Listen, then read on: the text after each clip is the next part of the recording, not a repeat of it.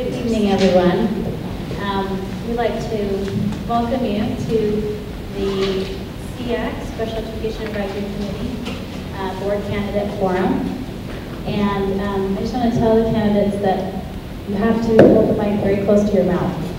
So we were warned that that's what needed to happen. So I'd like to introduce myself just really quickly. And my name is Alicia Stier, and I'm the parent co-chair on the SEAC Executive Committee.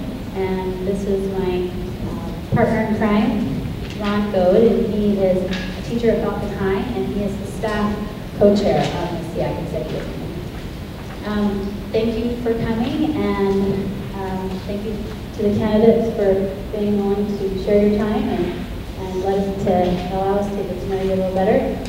And thank you for Skyview and for Kathy Tanucci and for allowing us to host our forum here tonight in the cafeteria.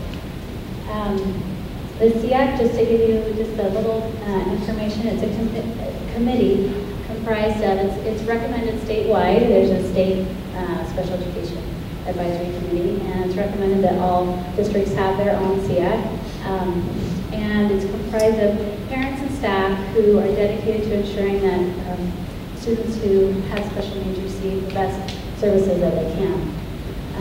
So there's our logo right there, and we have been up and running pretty actively for almost 2 years and look forward to many more. Just to let you know that there is a sign-in sheet at the front in case you missed it. If you do have a question that you want to ask a candidate, so please go sign up because we'll go in the order of the sign-in sheet. And allegedly, so you will say your name correctly. So, and that's it. I'll hand it over to Ron for a minute.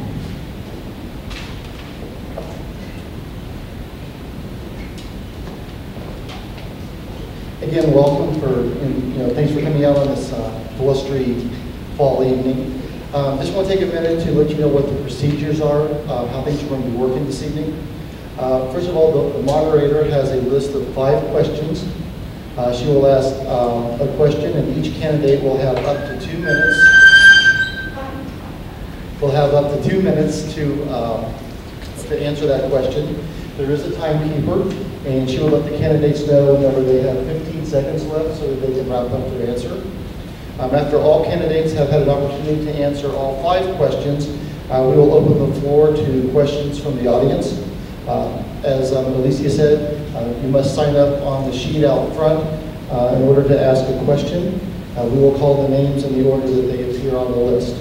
I'm assuming that you can read them. If not, then we will skip that one and move on to the next one. When your name is called, come to the microphone, ask your question. It can be addressed to all the candidates or to a particular candidate. Again, they will have up to 2 minutes to answer. If necessary, you may ask one follow-up question, and at that time, the candidate will have 1 minute to respond to the follow-up. Please keep your questions appropriate and on school district-related topics. Most of the candidates, if not all, have agreed to stay for a bit after the meeting in case anyone wants to speak to any of them one-on-one. Just quick introductions. Our moderator this evening is Julia Vetras, and our timekeeper is Deb Bowman. Now I'd like to introduce the candidates for our 3 open positions on the D49 School Board. We do have them seated in alphabetical orders, so that should help you keep track of who's who. Start off here with Mr. Henry Allen, Mr. Chris Bombrita, thank you, sorry.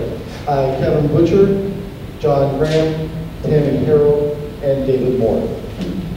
At this time, I'll go ahead and turn it over to Julia, and she can begin the questions.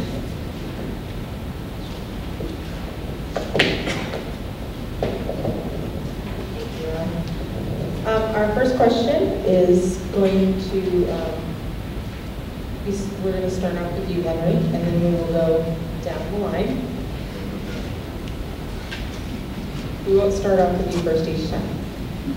So the first question is, what are your 3 overall education priorities, and how will you go about achieving them?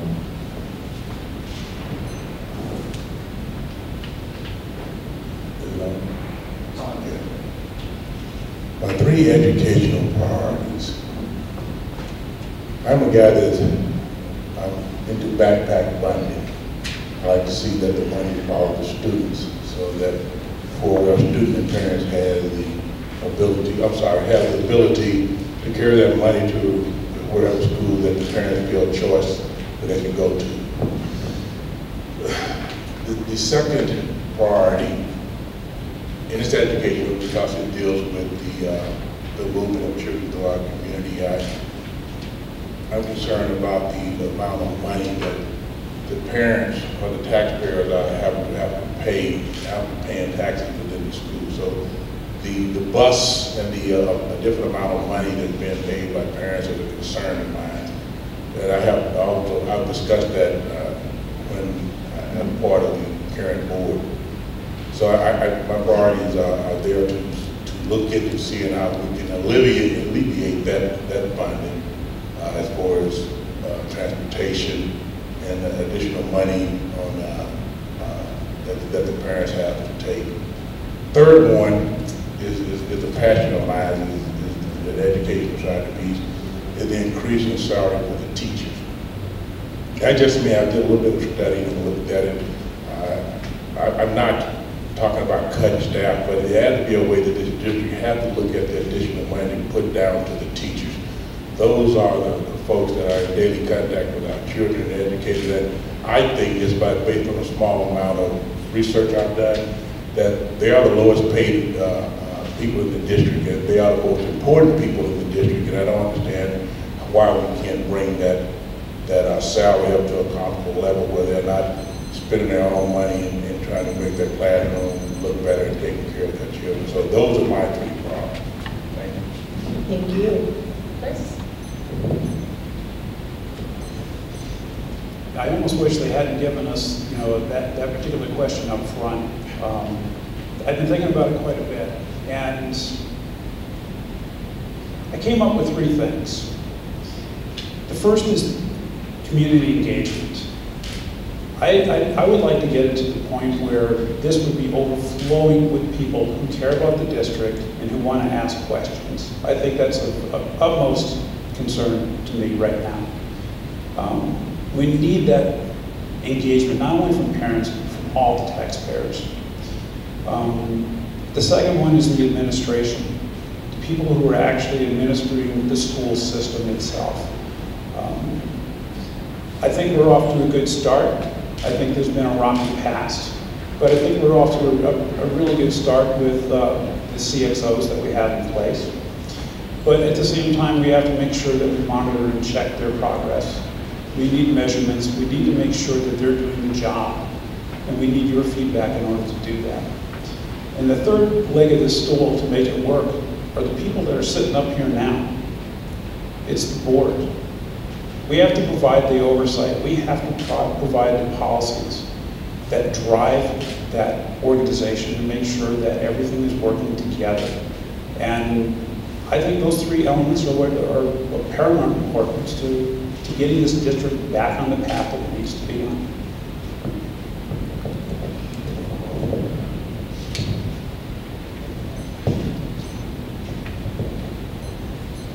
All right, is it on?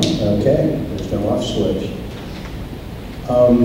I also believe Falcon is ready. We're poised to become a great district. We have learned how to, through innovative planning, we've learned how to affordably deliver a quality education. It's a bold step in the right direction. We're going down. I think the things that are needed now for our district to go to the next level is, quite frankly, good governance at the board level. I think as a board, we have to recognize that we're fiduciaries. We've been given a school district to watch over on behalf of our community, and we have to be accountable for that. It's not about our own agenda, but really rather what we're doing has to be in the best interest of our students and in the best interest of our community. Board needs to set clear goals and directions and ensure the policy lines up and gets us there. The board also needs to recognize that only the CBO, COO, and CEO really report to us. They're accountable to us, and we have to hold them accountable. and we have to make sure that they're running the district towards the goals and the directions we're after. And then finally, as board members, we have to hold each other accountable.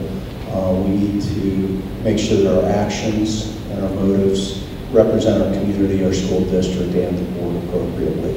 And then there's one thing we don't need to do. We don't need to manage the district. We're a board of directors. We have an obligation not to meddle in the management, the daily management of school. Again, the COO, the CBO, and the CEO are our only direct reports. We need to support them, and we need to hold them accountable and not reach down into the classrooms.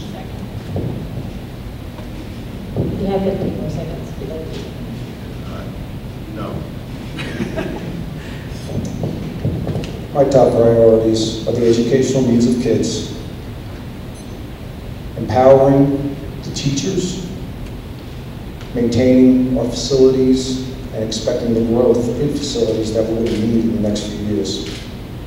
How we're going to do that is the board needs to listen to the public. We need to represent the educational needs and the values of our community. We need to work together, give the teachers the resources, the ability for creative, managing their classes. We need to give them all the tools that they need to teach all of the kids and be inclusive for all of the kids. We also need to start conversations with the public to make sure that they understand that we're one of the biggest growing districts in the state, and we are running out of space. I agree with Kevin on the governance of the board.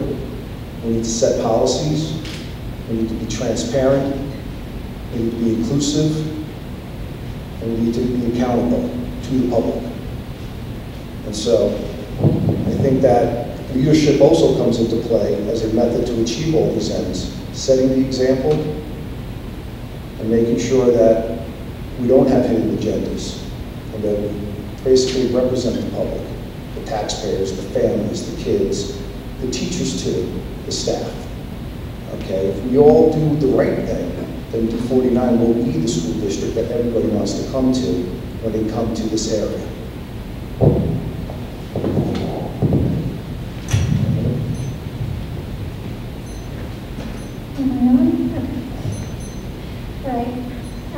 Being on the board the last 4 years, what I've seen for educational priorities that we need to be looking at moving forward is with student success and achievement, we need to be looking at our achievement gaps that we have, and we have the data that shows what those gaps are, and we need to start concentrating our efforts on closing those achievement gaps and having good solid growth for every student in our district. And then when it comes to where we're going to put the kids, that's another educational priority. We're running out of space in a lot of our schools. We're over capacity in the majority of them. So we need to start that conversation with our community, letting them know what our needs are so that we can have good quality education and not have too many kids in a classroom at one time. That allows teachers to do the job that we've hired them for, which is to teach, not just to manage a lot of kids in one classroom.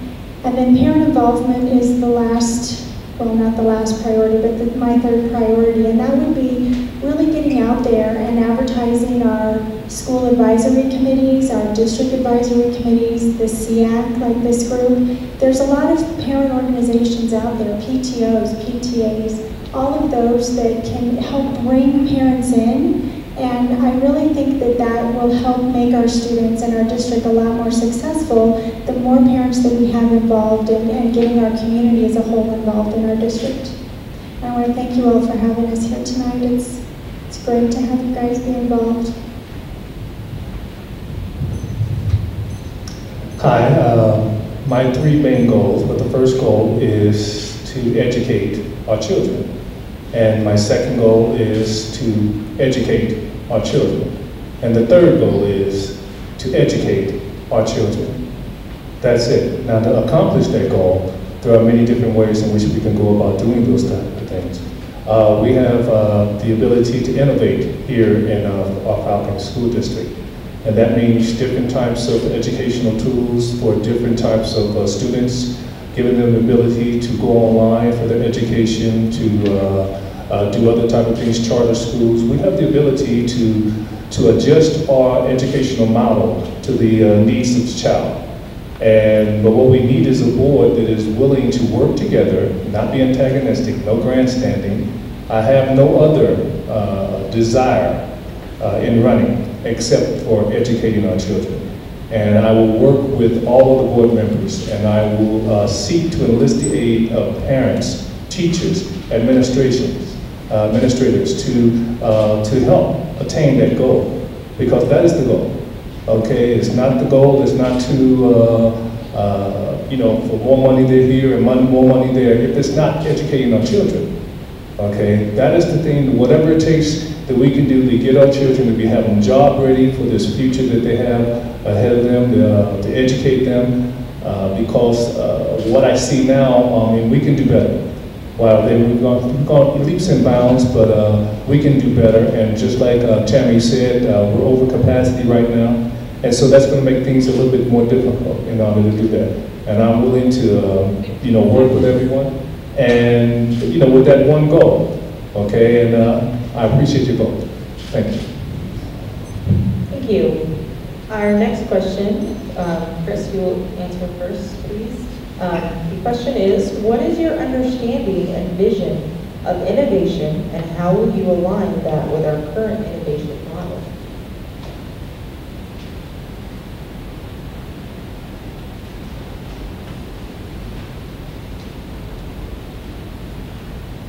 The innovation program is an interesting model. It allows each individual school and zone to work within the core curriculum that's given to them from the state and federal, and to specialize it for the needs of the individual students in the schools. I like the program. I like the program a lot. It allows a lot of flexibility. It gives us the opportunity to specialize within the district. For instance, the high schools right now, we've got, Falcon High School is gearing itself toward vocational education. We've got arts and sciences. We've got an IB school. And it's the zone, the innovation zone concept that allows us to go ahead and do that. Even down to the point where we're going down into the elementary schools now and being able to specialize that kind of education for where the students are. I support it. We do need to make sure that it's aligned with the curriculum. Otherwise, when we go through the standardized testing, that's when we get ourselves in trouble if we divert too much from that. So, we need to make sure that we're doing that. The other thing that we need to do is we need to make sure that we are directing the children in the right areas, and that's where your feedback comes in. Where do you want your students to go? Your student has a chance, is graduating from a middle school, and now they have a chance to go to 3 different types of high schools. What kind of high school do you want them to go to? What's the best fit for them? And that's the goal for me, is to be able to give you that kind of choice.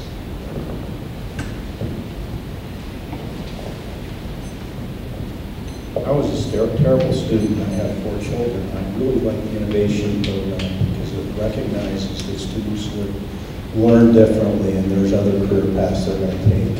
And I believe the innovation system we're going through, we're changing to, is helpful and recognizes those differences. The other thing I'm really excited about the Innovation Zone is it recognizes that D49 is not a homogeneous district. We tried for years to become this unified district, and it recognizes that we are different communities within the school district and allows those differences to prosper instead of grind against each other. I like that. And I think it's going to be a good model for how education is delivered as the budget, the money flowing into the education from the state, federal, local level diminishes with the great impact that we're having financially in our community. I really see a lot of positive things. Right now, the innovation plan is young, We need some stability to allow it to prosper, find its way. We'll probably have to trim the sails some, change paths some, but anytime you're sailing into a headwind, you got to change directions to get there. Thank you. My understanding of innovation in this district is it's allowing our little communities within the district to basically make things work for them. They're unique, they're responsive to the teachers, they're responsive to the community, or they should be. And I think the more people become comfortable and familiar with innovation, the more they're going to participate in developing those plans. It's very flexible, and it can really empower that school, that community, if it's done right. It's got the right leadership. I think also it's responsive to the needs of the community, as long as the community is participating and being the driving force for those changes. Now, innovation plans are approved by the board. The board has oversight of how that plan is going to turn out. It's got to comply with certain regulations and laws, created by the state, and allows individual methodologies to be used, because we can get waivers for different things. That, maybe this doesn't quite work for Falcon High School, but it works for Santa Cruz. Okay, or it works for an elementary school, but doesn't quite work at the high school level. So it's not a cookie cutter, one size fits all. And so because of that flexibility, and because that it requires community input and board oversight, that can really make a difference within District 49.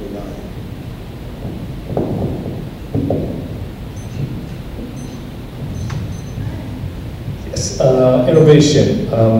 We're one of the few districts in all of Colorado that has this ability to innovate. But I just wrote this down, the program is only as good as the programmer.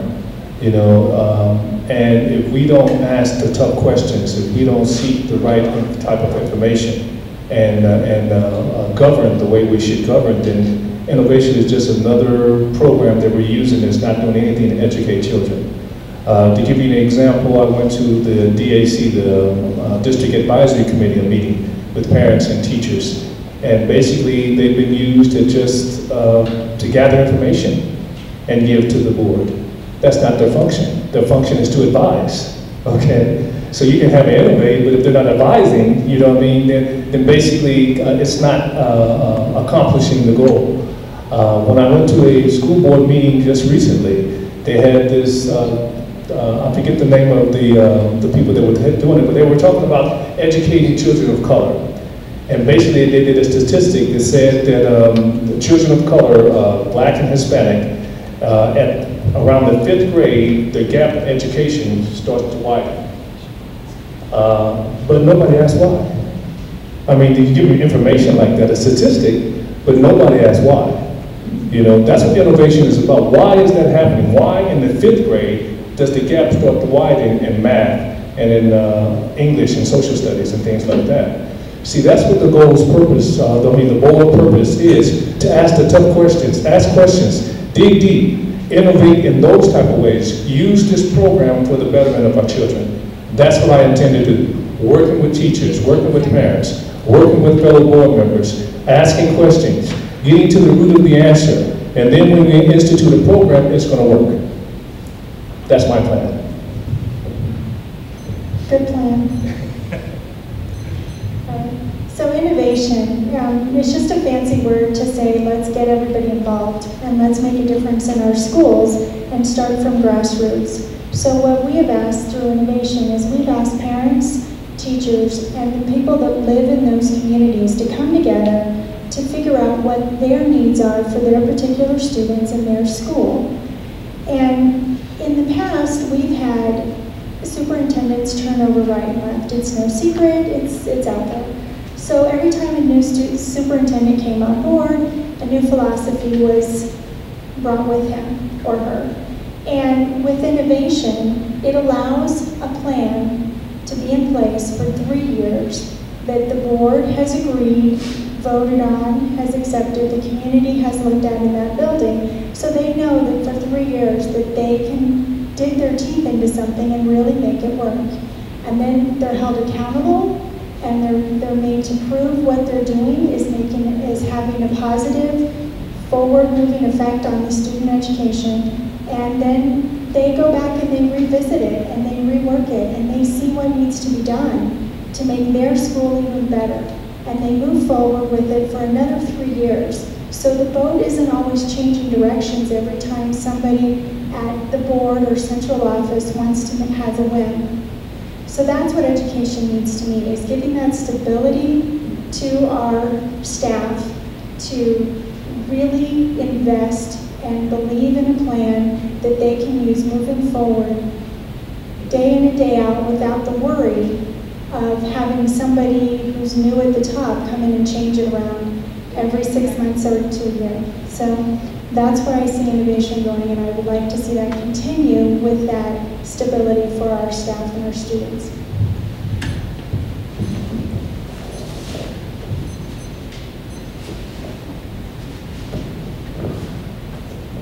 When I was appointed to this board in June, I had no idea what innovation was. Totally lost. So as a board member being appointed, I had to get off my ducks and go find out what innovation was about. And I got a book by Mr. Wagner. And he spoke about how we need to prepare our children not only for this country, but for the environment in the world. And the innovation piece didn't stick until I started visiting the schools. And Patriot Learning Center is one that really just got me excited, how teachers / instructors were able to go in and go outside the box with education. They took those children that not typically in the book side of how they took them and they invited me to a program where they were building submarine type of things over at Patriot Learning Center, and they had them in the pool over at Whitman Hill. And these young men and women, you know, in a typical boarding school probably wouldn't be excited, but they were out and they were building, they were using their hands. So innovation to me is to prepare our young adults for a world that's getting prepared for them. As I speak throughout the city, of the school district, the District 11 Harris School District 2, and when I talk about the excitement of innovation in District 49, there are teachers that want that. They want that. They want their parents involved. They want to be able to sit down and work with the community and build a curriculum for their children. So 49 leads the way. It's just an outstanding program. It leads the way, and this is a thing that should never go away. If we want our children to be leaders in this world, and we want them to be, innovation is the piece that needs to stay within this district and continue to move our citizens forward. Thank you. Our next question has to do with the Big 5 Rocks, which is something that has been presented by Peter Hiltz, our new Chief Education Officer. And the Big 5 Rocks are, just to review, to reestablish District 49 as a trustworthy recipient of taxpayer investment, research, design, implement programs for intentional community engagement, establish District 49 as the best district in Colorado to work, learn, lead, grow a robust portfolio of distinct, exceptional schools, and customize our educational systems to launch each student towards success. So the question is, I'm going to start with you, Kevin. How will you, as a board member, support our CEO's new strategic plan with the Big 5 Rocks? Actually, the strategic plan is one of the reasons I decided to run for the board. I'm a big fan of policy governance. Policy governance means as the governing board, you identify the ends, the results you're looking for. In this case, instead of the ends, we call it the Big 5 Rocks. This defines success. And then as a board, you give your staff the means, the ability to be flexible to get to the ends, and you make sure their needs, the way they're doing education, the way they're moving forward, will get you to that. And it's really the core of my belief and where I believe I'm coming from the stability of the board of directors. We need to give our school district the chance to get there. And we have a great ends. We have the big rocks. I actually like the phrase big rocks better than I do ends because it sounds less stuffy. But it's the way I believe it should go. I'm excited. I really am. I do believe the number one is restoring the trust of our community.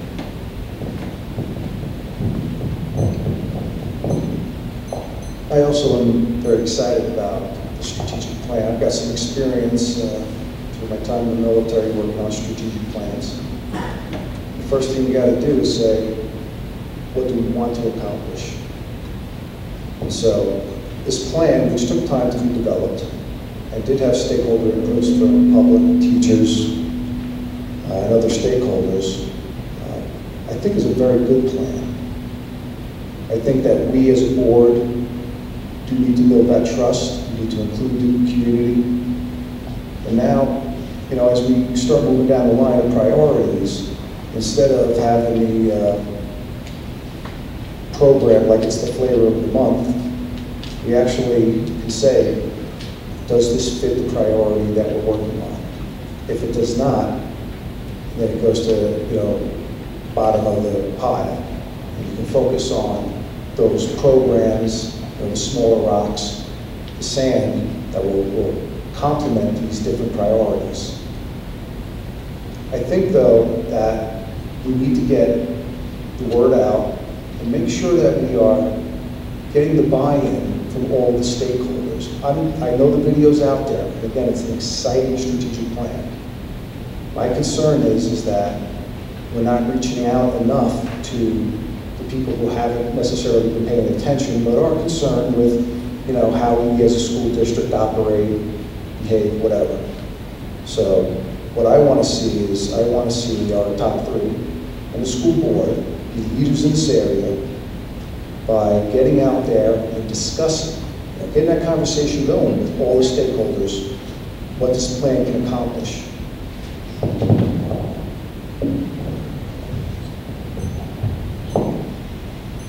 The strategic plan has been the biggest success that I think has happened in our district in a long time. When I came on the board 4 years ago, we didn't have one. And getting the stability of the new leadership design in place with the 3 chiefs and getting them involved. Our new CEO wasn't there when the strategic plan came on board, and we didn't, as a board, approve it to go out to the public until we had his buy-in. Because the strategic plan has to be something that the entire district, administration, teachers, and the board all agree that that is the direction that we do want our district to go over the next 3 to 5 years. It needs to be stable, and it needs to be exciting and understandable to everyone. We have not had that vision in a long time in this district, and I applaud all of those administrators that spent many hours. Board members were there, but we weren't there more as advisory because they're the ones that know what the needs are of the district and what we need to do to get from where we are now to where we need to be. And they're the ones that are going to be out there working this plan. So I agree, we need to get that plan out there in every student, teacher, parent, community member's hands and get them to understand what it is so that they know where we're going and how we're going to get there. And it needs to be revisited 3 years from now to see where we're at, and we just need to stay on course and believe that that plan will, with the action of our administrators and our chiefs and the excitement that we've built around it, we really need to keep that momentum going.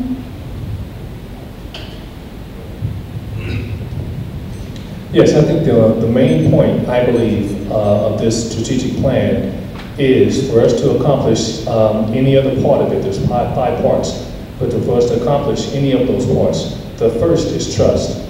We have to regain the public's trust, okay? And to do that, we have to set an example here in the school board. We have to be an example so the public can say, well, I trust these guys.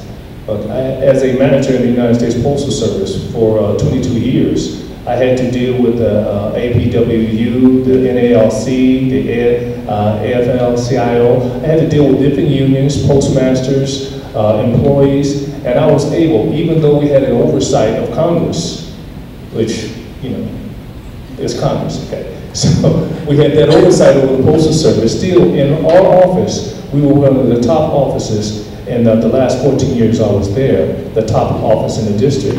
Even though the oversight may have not been as well as, you know, as good as we thought, you know, we would like for it to be, like the state and the federal, okay, when it comes to the school system. But still, when our little plot of land right here in D49, if we can bring parents and teachers together on one accord with trust, we'll be able to succeed that strategic plan. Thank you.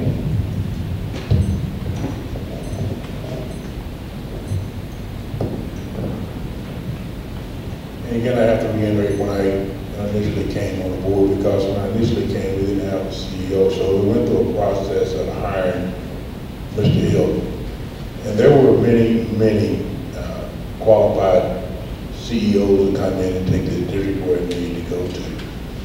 But the board overwhelmingly accepted Mr. Hill, because if you have had the opportunity to speak with our CEO, you can see what his passion is for education for our children. You can see what his passion is for involving the community. Some of the things that you may not be privy to, there were some issues going on when he was first hired. And Mr. Hill come in and dive directly into that, went out, spoke to the parents, spoke to the community, and got those things worked out. What this board has to do, no matter who's on this board, is give him 110% support. There was no reason to hire Mr. Hill if this board is going to try to control him. He is the educator. He is the guy that's going to take this district to where it needs to go. And I'll tell you, I think on the same line that Mr. Hill. Mr. Hill think on the same line that I do. It's got to be community involvement. It's got to be winning that community trust. It's got to not have that tough skin. You can't be thin-skinned when you're dealing with the public that paying the wages and paying the taxes. And Mr. Hill is the guy that, again, he needs 110% support, not only from his board, but from the school district. I can assure you that if you, and hold me accountable for whether I'm on this board or not, you hold me accountable, that in 3 to 5 years, just like he said, he'll have this the best district in the state of Colorado. He will. And he will have this district to be the envy, or whatever anybody else considers to be the best district in this nation. I believe that. That's why I voted for him to be hired. And he will always have my 110% support, no matter what position I hold in this community. Because I'm not leaving District 49 community.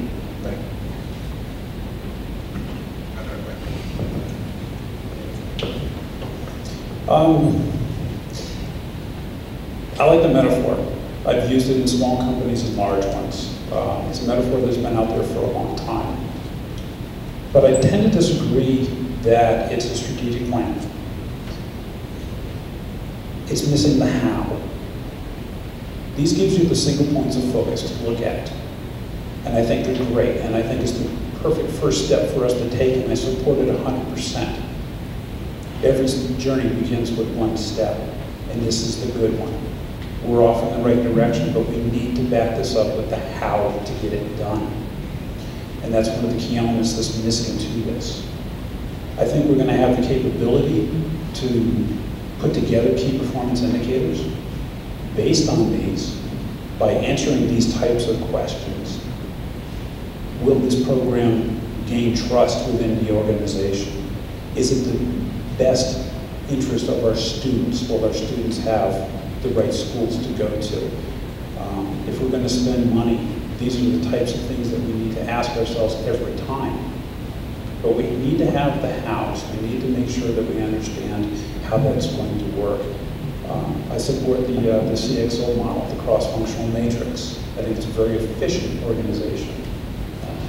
A number of large corporations are moving to that even today. So instead of a top-down, you're using these types of metaphors and putting the right people in the right spot to drive particular parts of the organization. So while I like it, I think it's great, but we still need to make the how work. you.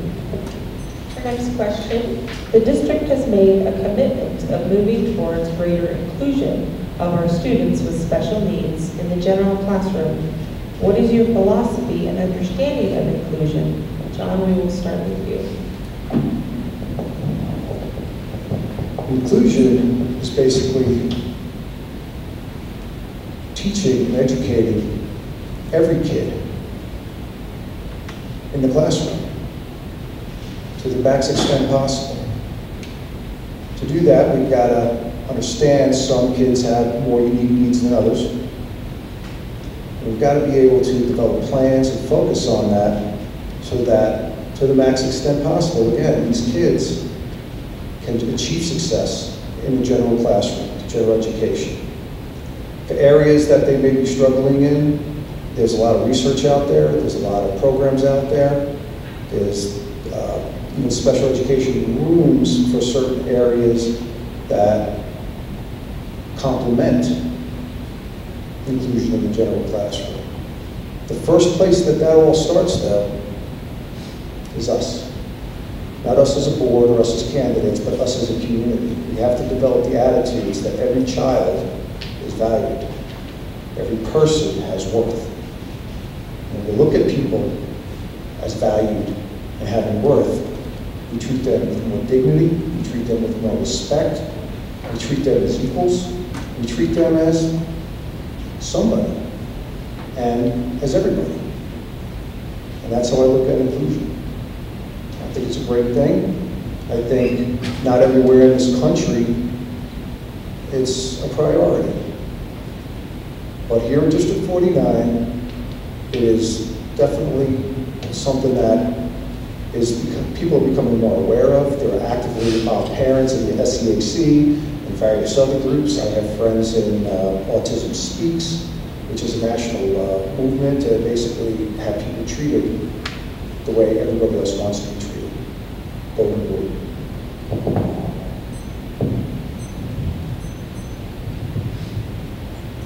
Inclusion is not a new program, thought process, but it's new in our district. So we're embracing it and we're learning as we go.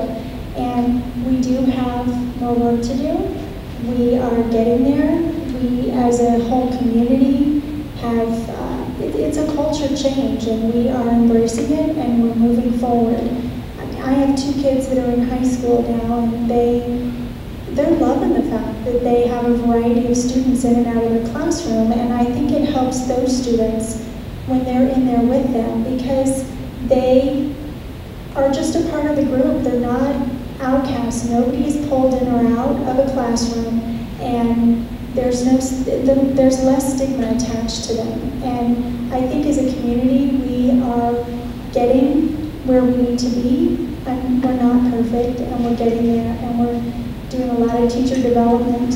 Inclusion is good for everybody in our society because not everybody is exactly like us.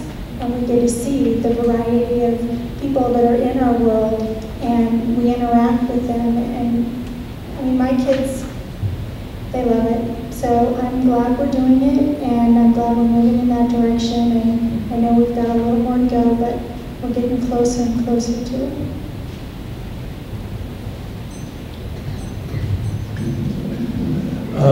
Inclusion, to include all of our students in education is a primary goal for all of us. But to do that, to answer that question is we need what you guys are doing, the Special Education Advisory Committee. We need the advisory committee to advise us on what is best. What's the best way in which to meet the needs of special needs children? We don't know it. We can't, the board cannot be PhDs in every area of life. That's why we need the DAC, we need the Special Advisory Committee. We need these type of organizations to help us by giving us good information, advising us on what is the right way and right tactics for us to use. And that's the purpose of being a board member, to serve our public, to serve you guys. Okay, that's why I was successful as a manager. They knew that I was there to serve them rather than they serve me. That is the how. by going out there, finding out from parents, teachers, administrators, advisory committees, you know, what is the best way? What is your opinion on what is the best way to include every student? Seek that opinion out, listen to both sides of the issue, and then make an informed decision.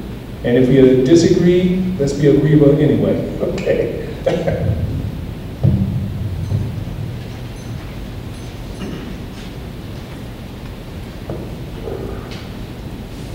Educating our children, prepare them for college and citizenship. To exclude does damage and harm that you can never repair. Inclusive, I believe all our children have the capability of learning. I don't believe any type of separation is necessary. I believe our children should be put in the classroom, but all of our children, because they are going to have to go to college and come into the civilian world, and to exclude them in any form of the education piece will exclude them from being citizens in this great nation of ours. So as an officer in the school resource officer for many years in the Ellicott School and District, those are one of my passions, that not all our children, and that before I worked in District 49, all our children will be included because they can learn. They do want to be a part of this great nation and society that we have. And to do anything less,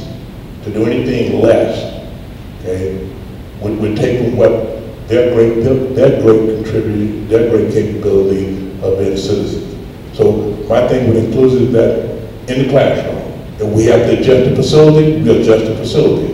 If we have to adjust the building, we adjust the building. If we adjust the teaching thing, then we become innovative.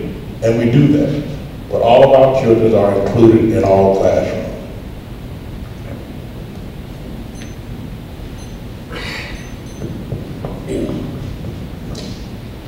I'm going to say it depends. And the reason I say that is there are two people that are going to be involved in that decision process, the parent and the teacher. Those two people are best to decide how to best educate the child. I've adopted 3 girls from China. 2 of them have gone through ELL. 2 are currently going through counseling for attachment disorders. Depending on the week, depending on the day, sometimes it's good to include, sometimes it's better to have one-on-one teaching. What I think, though, is that it's our responsibility as the board to give the teachers the tool sets that they need in order to make that determination. So that if you decide that they do want and do need that one-on-one, they have the resources to do that. If inclusion is the best thing for your child, then absolutely 100%. That's exactly what we should do. We should support it 110% every time. But I think that it is up to the parent and the teacher. It needs to be at that level for them to make that determination.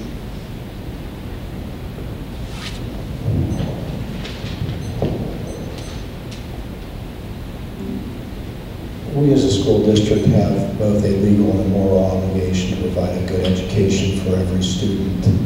And inclusion is a way that we're trying to do this. And as long as we've set up a way to measure the results and we know that we are gaining ground and we are measuring the results, I won't pretend I understand it. I went through the SEAC's website and ended up on the State Board of Education. I'm going to ask for a promise, actually. From the State Board of Education, there was a complaint that had been filed against D49, and I read the results of the complaint. I have no idea what it said. I've never seen so many acronyms in a document in my life. That's scary. So I could get lost in that, and I would ask, also as a parent, I think if you are going to not scare our community, please use less acronyms for us, but it is. And I would look at the specialist directive and appreciate what Chris has to say, because I really don't have any experience with it. Thank you. Our last question, and Candy will be answering first. How should the school board be accountable to the public for student achievement, school performance, and fiscal responsibility? And how can the district mend and build its relationships with families, staff, and community? The big elephant in the room is always trust, and how do we do that? The school board has to be accountable to our stakeholders, which are our taxpayers and the community as a whole. What we have to provide is a quality education. That is what we're required to do. And our job as a board is to govern at a policy level and then let the administration, our chiefs, run those schools and be the ones in charge of the daily education. We are not day-to-day educators. Nobody up here that I know of has been a teacher in our district or any district. I'm hoping I'm not reading everybody wrong, but so we're not educational experts, but we should depend on our educational experts that we bring into the district to run the district and advise us as a whole community on what we should be looking at as a board. What was the rest of the question? Would you like me to repeat? Please. Okay. How should the school board be accountable to the public for student achievement, school performance, and fiscal responsibility? And how can the district mend and build its relationships with families, staff, and community?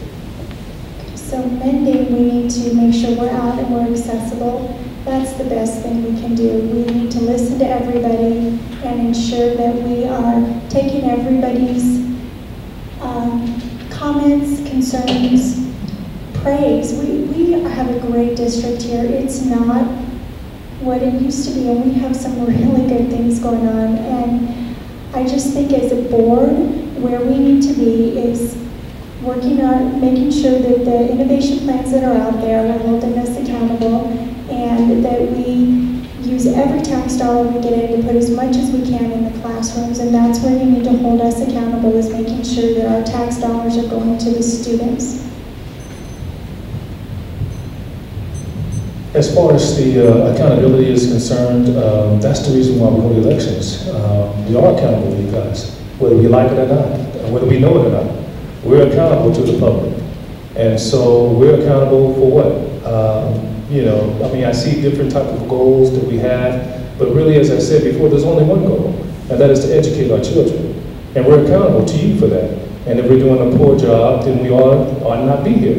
And you guys are well able to take care of that situation. But developing trust, that's an entirely different thing. The only way that we're going to be able to develop the trust that we need to have between you guys and us, our community and the board, is through hard work, is through demonstration. Okay, it takes work, it takes demonstration. Talk is cheap. We have to act responsibly, be responsible, and show you how responsible, invest into you guys. Go out there, talk to you guys, garner your opinion on certain things, ideas from you. That's what's going to develop the trust that we need with our community.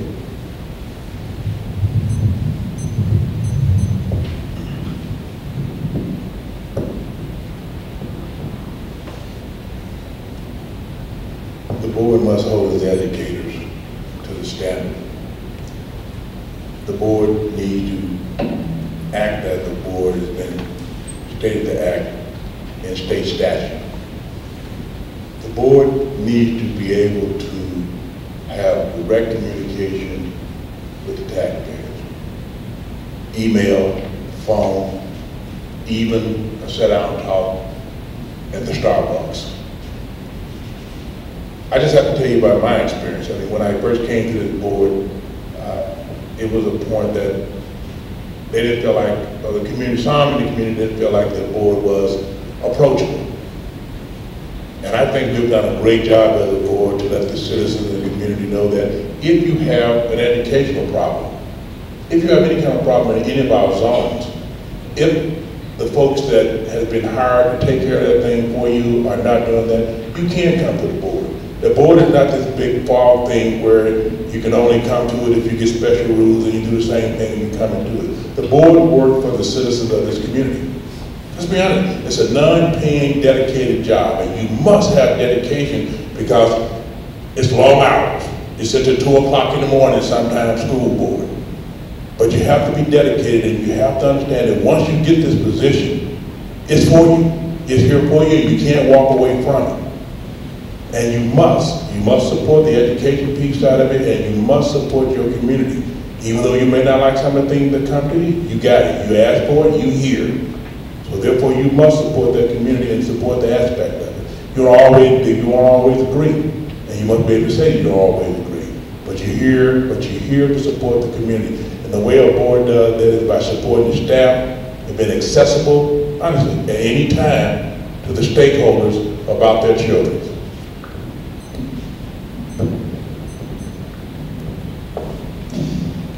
We basically need to spend the next 4 years backing up everything that we've talked about here tonight. That's what we really need to do. I think we're off to a good start. And answering and listening to everybody answer these questions, I mean, they're all pretty similar. I wish there was more people here. I think it's a shame that we have a table between us. We need to be sitting out there more, and being out there and being accessible. In addition to the kids, this is a taxpayer investment. People that are spending a lot of money to send these kids to school. We have to answer to them too. Those without the children that are still paying all these taxes for it. So we need to answer that. We do need to meet the requirements for core curriculum and education. These tests are meaningful. They help provide the funding that we get. Plus, it also prepares the students to go on to college once they know how these tests work. And they start, your district gets a reputation for having excellence in education, well-rounded, to include things that can't be tested. These are the things that we need to focus on. We're on the right step. I just think we need to get off the stage and come down and sit down and meet with you guys.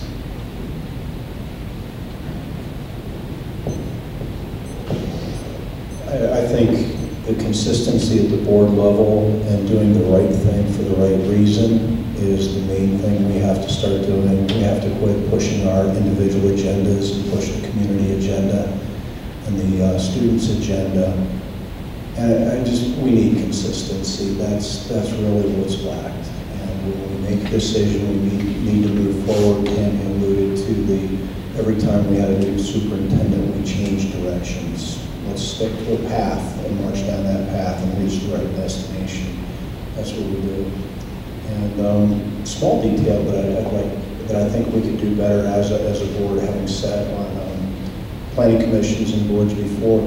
When you make a hard vote, I'd ask us all to commit to explaining why we made the vote, because that goes in the records and minutes, explains to the community why we made the tough decision we did, and it also puts it in the public record for posterity. So 3-4 years, 3-4 boards from now, they can look back and get the wisdom of what we had to wrestle through to make a decision. And I think that's really important. I got that commitment. Accountability to the public. I know there's not a lot of people here. There's football games going on Friday, family time. Thank you for being here. A board is accountable to the public. You get what you vote for. So I do urge you to make sure you know what you're voting for and who you're voting for. The way the board is accountable is to make sure that we are transparent, we are inclusive, engaging, going out of our way, engaging the public, not waiting for the public to come to us. Acting in a civil, professional manner. We need to be responsible. And one way is that commitment. If you're going to vote, tell people why you're voting. Before you vote, make sure that the debate is heard, that stakeholders are identified, that the people know what the issue is. Set the example, and you'll build that community. You'll have that accountability with the public. When our community in D49 comes together, the families, the board, the top three, the teachers, we're going to create a district here that is more than the sum of each of the stakeholders. And so you're going to have student achievement increase. You're going to have a place where people want to work, where students are going to come, where the schools are going to perform, and of course, where the top three administrators and the board are going to be financially responsible to the taxpayer for how that money's spent. So it's going to the taxpayers' values and the educational needs that the community wants for the children. Thank you. We're now going to go ahead and open up questions to the audience. And if you have your name written down, we will call you. If you would like to ask a question, but you did not get a chance to sign up, you can see one. There's another sheet out there that you can sign up on. There's another sheet out there. You can sign up. Well, we can be democratic, and if you want a microphone, we'll get it. Yeah, or you can come. Whoever stands up first gets to speak first. But we do want to make sure anyone who has a question tonight does get an opportunity to voice their question. We're going to start off with Dana Palmer. Come forward, followed by Mark McKenzie.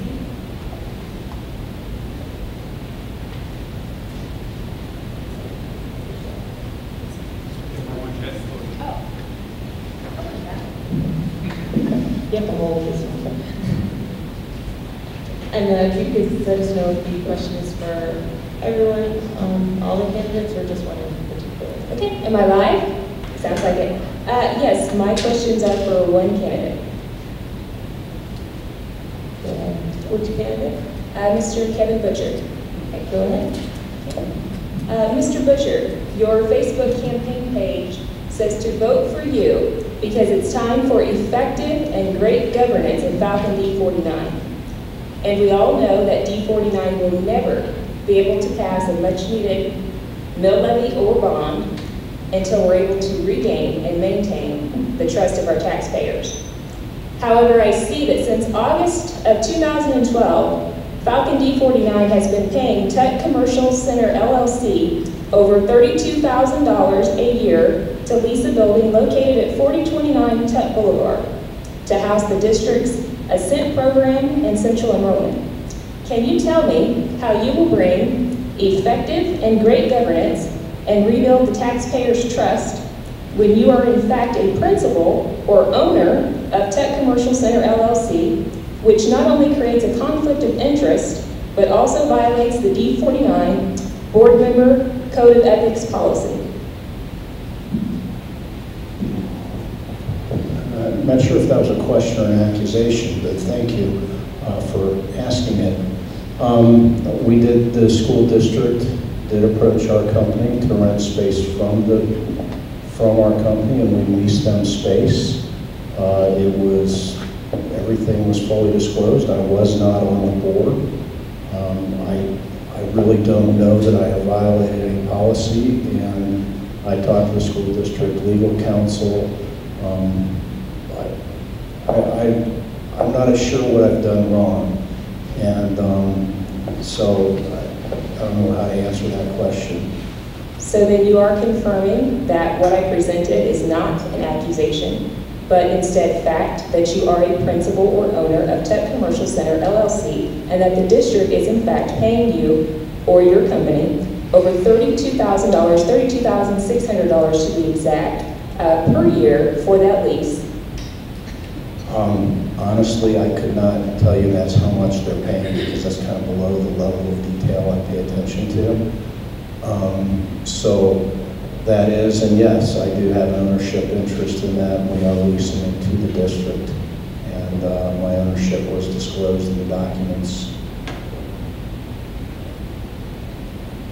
Well, could you please answer my question? How you will be able to bring great and effective governance to Falcon D49 and rebuild the trust of the taxpayers, since you are in fact leasing a building to the district, which is conflict of interest and is also a violation of the D49 Falcon Board Member Code of Ethics. I am, it's true, I have the building, I have no idea why this is a problem for you. So yes, I have a great reputation, I have great character. I'm baffled by this. I was explained by the school district's attorney that I had no issues here. And I did ask him when I decided to run, so I don't know. Can you cite where in the code it says or the policy that I've done something wrong? Board policy BCAE states that a board member shall not acquire or hold an interest in any business or undertaking which that member has reason to believe may directly and substantially affect to the economic benefit by the official action to be taken by an agency or which the member has substantive authority. So the action was taken prior to my being on the board, and so that is where the attorney. It says that the member shall not hold or acquire interest. So if you are in fact elected and sworn into office, you will at that time be in violation of the board's policy on the Code of Ethics. So based on that, how will you provide effective and great governance to Falcon B49 and help rebuild and maintain the trust of our taxpayers? We can terminate the lease and no longer allow the school district to stay in there. Will that be beneficial to the students? You're asking me a very specific question. I cleared it with the attorney. I don't know. Did you pull the files and the records? Have I done anything wrong? I have done a core request. We can move on to the next question. This isn't really a question. This is an attack. One question and one follow-up. Okay, For the sake of time, we That's just move fine. on, but thank you. Can we attest the character here real quick? I'd like to say something. My company has made the database for the Falcon Education Foundation since its inception, so I have everybody's mailing list. So you're speaking to character. I own the database because my employees entered it in. But we chose not to use it to market my campaign. This speaks to character. We used it not to market on our campaign. We have not used it because those people gave us those names in trust for their involvement with our foundation. And if I was the slime ball you seem to imply I am, I would have done that in a heartbeat. And I really hope we as a district can grow beyond petty attacks on each other and move forward. And I do thank you for your question. And if anybody wants to talk to me about it, I am one of the managing members of Tech Commercial LLC. It's on Tech Boulevard. And the district has been leasing space in there.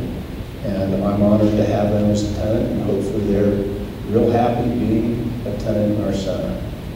And I'm sure the district's attorney, if they felt that was a conflict, it's under the statutory, it's a year-to-year lease under the state statute of short. You cannot have a lease more than a year if you're a governmental agency. The school district can terminate it. I'd be glad to vote to terminate that if that's what you want me to do. Thank you. We're going to go ahead and move on to Mark McKenzie.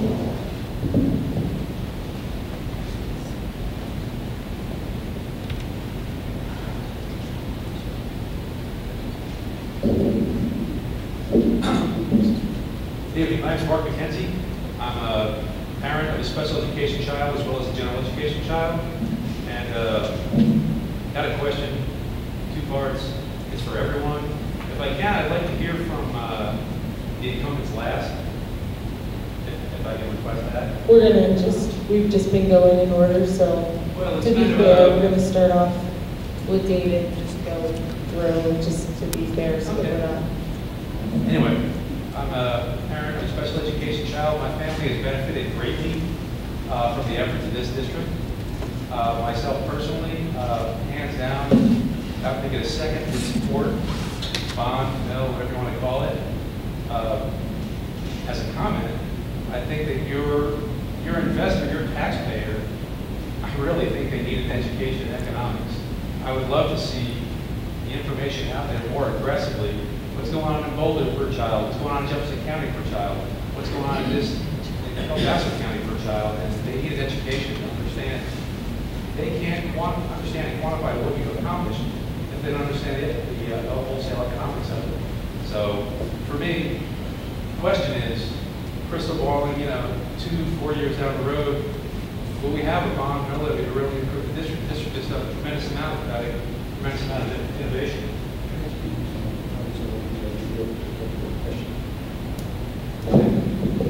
All right. I want to scream at this thing. All right, the question is, are you supportive, or do you see in a crystal ball 2-4 years down the road, the district putting out there, and not putting it out in October, but starting in December, selling aggressively, a bond mill levy, so that your taxpayers, your investors really understand what you've accomplished and what the money can go to. Putting together something that benefits every single zone, so no one's excluded.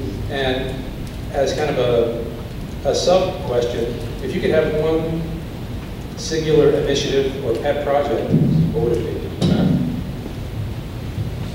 Well, to tell you the truth, as far as,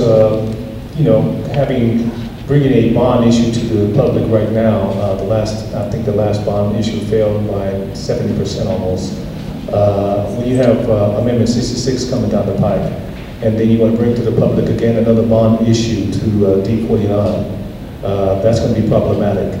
I believe Sir, I'm sorry, I don't want to interrupt, but I did phrase the question as far as 2-4 years down the road. But still, once you have a tax, I didn't mean the tax doesn't go away.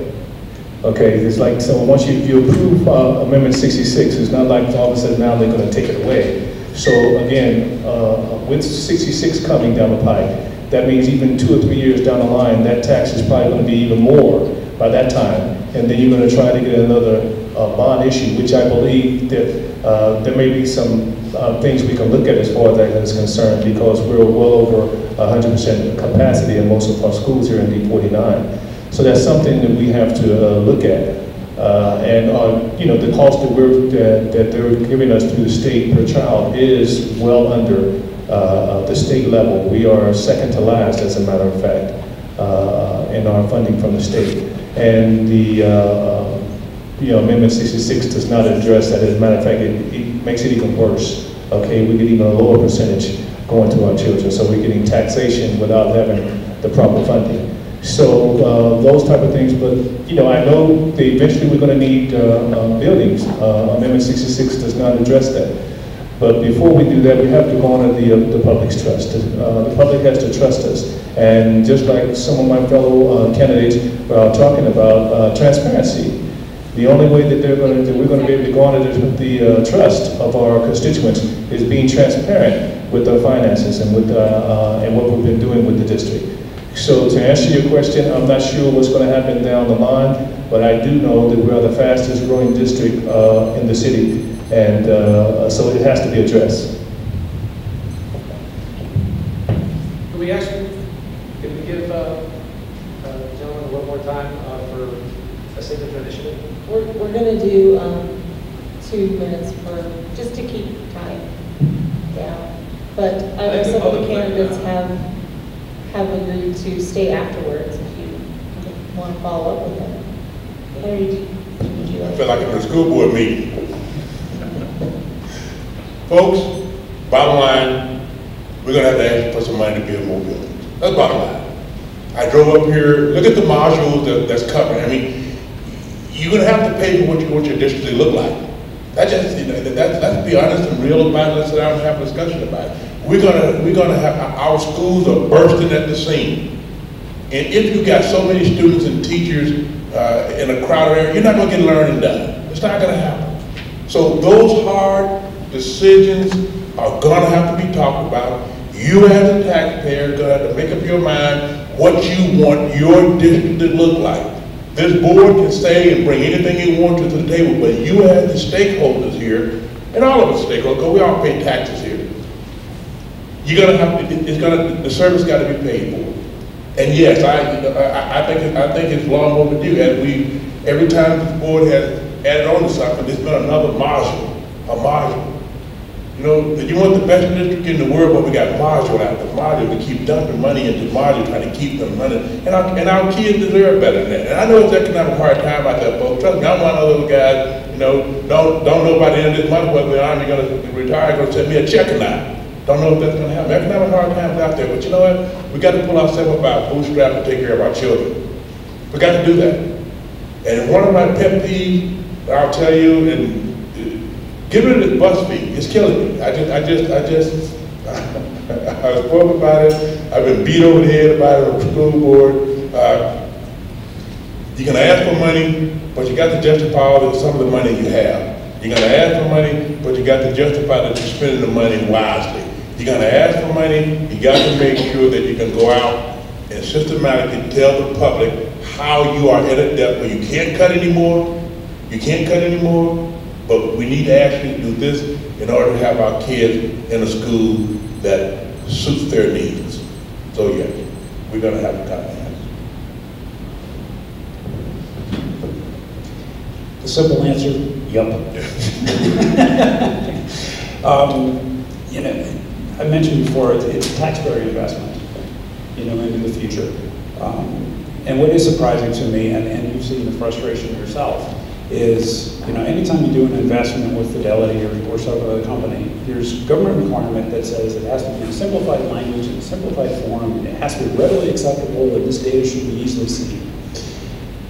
Yet I agree with you. You have to dig really deep to find out how much your district is getting per student and compare that to other districts. You have to dig really deep to understand where that money, that taxpayer investment is actually going. You know, and you know, that's one of my pet projects is to, you know, come up with this simple 5-minute presentation of where we're at. If we're going to come and ask you for money, we should be able to show you where it's going and where the money in the past went and what good this is going to do for you. And not just, you know, next year, but 10 years from now. So yeah, absolutely. You know, we need to pass it for a whole bunch of reasons, and we definitely need to simplify how we get that information across.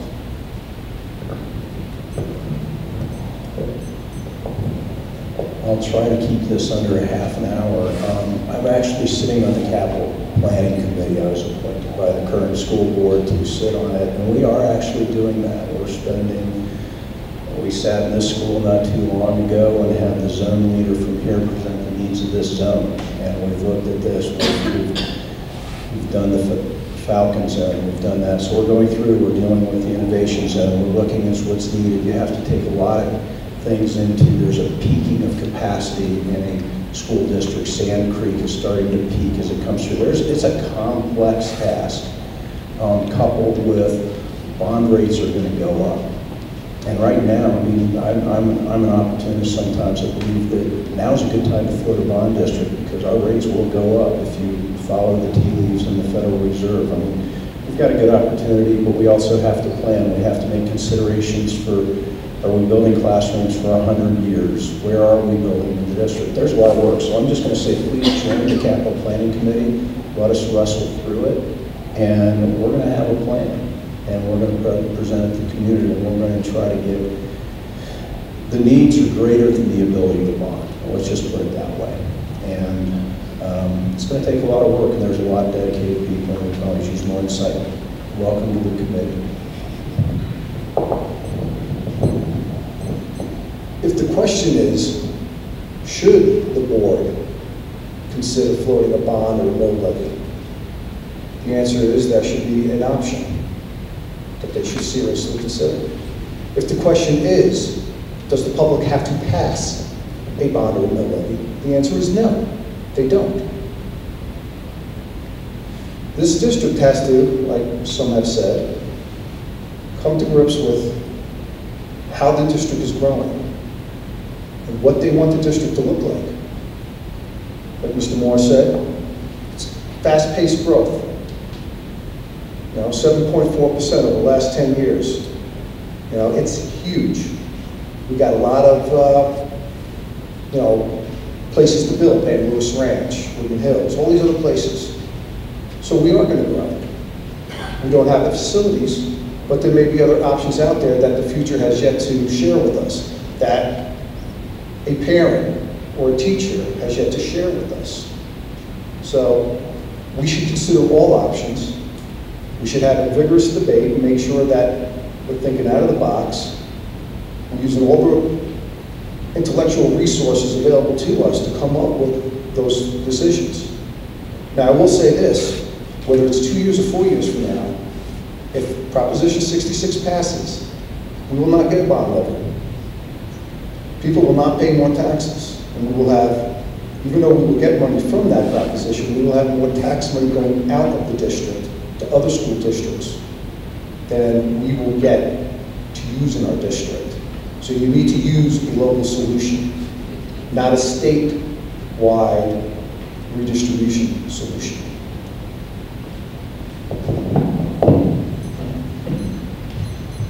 Ms. Montenzi, it's nice to see you again. I haven't seen you in a while, so it's a pleasure. And I'm happy that you're happy. Again, it's refreshing to have you come and speak kindly. So I enjoy you being here tonight. Thank you. We have an overcapacity issue in our district. It's not uncommon. It's been there since I moved here 20 years ago. We've built buildings as fast as we can, as fast as our taxpayers will approve us to bond and increase our taxes. We don't have a lot of commercial in our district, so we do have to depend on our homeowners, our parents, to approve bonds and mills. I am the board liaison with the Capital Planning Committee, so I'm not a voting member, but I do sit in on their meetings and I hear what's going on, and they have had some very good community involvement over the last 4 months on the different zones coming forward, and they have a couple more months of meetings to look at what the needs are, and these are huge wish lists, and then they're going to whittle them down and present to the community in January, February timeframe what the biggest needs are of our district and what it will cost us and how we get there. But between that time and September, when the board could possibly vote to put that on as a ballot measure, there's going to be community meetings. If you think you've been asked to come out and be a part of something before, this is going to be the biggest thing that we've asked you to come out and be a part of, to learn what we need, how we're going to get there, and what it costs us to get there. My pet project will be to make sure that we get parents out there and involved over the next year or two to make sure that we get that passed. Do you have a follow-up question? It could be directed to one of the candidates as well. No, I think there were, Mr. Moore, Mr. Graham, did you want to go ahead and comment on a signature initiative that you might? Sure. Around it. I'm concerned with at-risk kids. I have some experience with that. I don't necessarily agree with the state definition of at-risk kid, which is a kid who's on free or reduced lunch. I think an at-risk kid is a kid who is struggling in many different ways to basically get the education that they should be getting or have the opportunity to get. And so I would like to use my time, whether as a member of the board or as a parent, to maybe focus those discussions and get this discussion even started. What can we do to help all the kids to achieve all the opportunity available to them to become productive members of society that we all hope our children will become?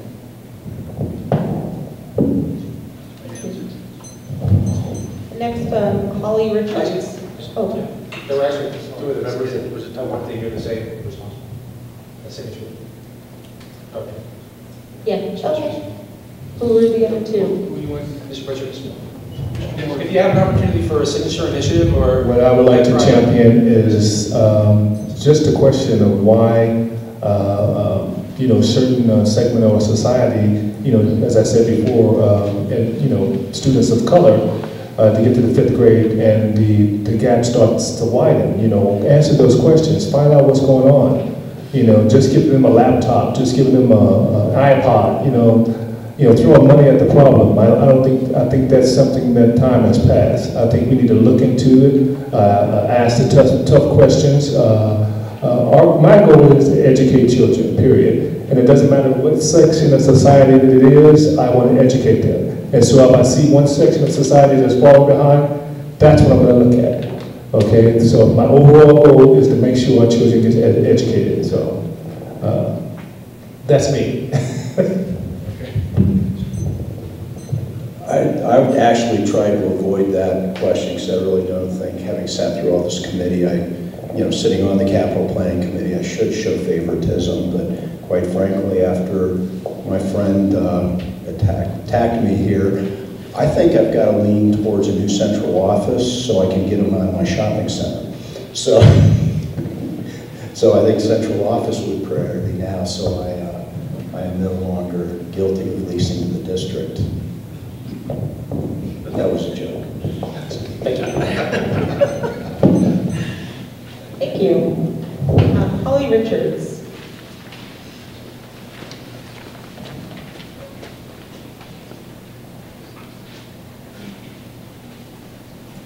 My question is to Mr. Bombria. You mentioned that in your understanding of innovation, it gives parents and students a choice on which schools their student can attend.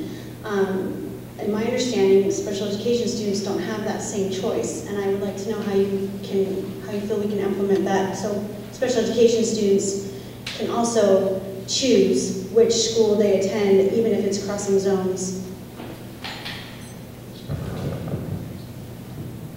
I don't know yet.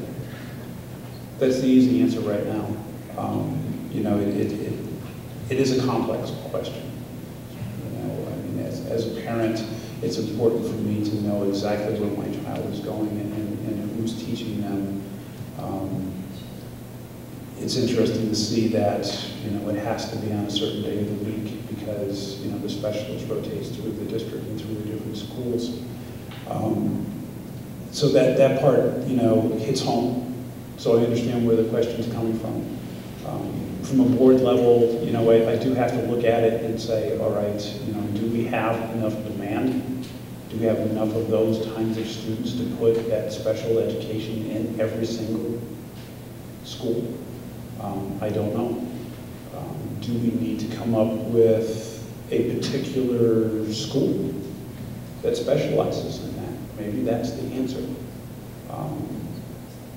It's a good question, but I wish I could give you a really good answer. I would like to take advantage of it myself. Mr. Allen or Ms. Harold, since you're board members currently, do you have an answer to that question? I don't have an answer. I don't have an answer just for you now, but since I am a current board member, I would definitely like to speak to you after this and we can discuss that. Thank you, and I apologize. I wasn't aware that wasn't possible.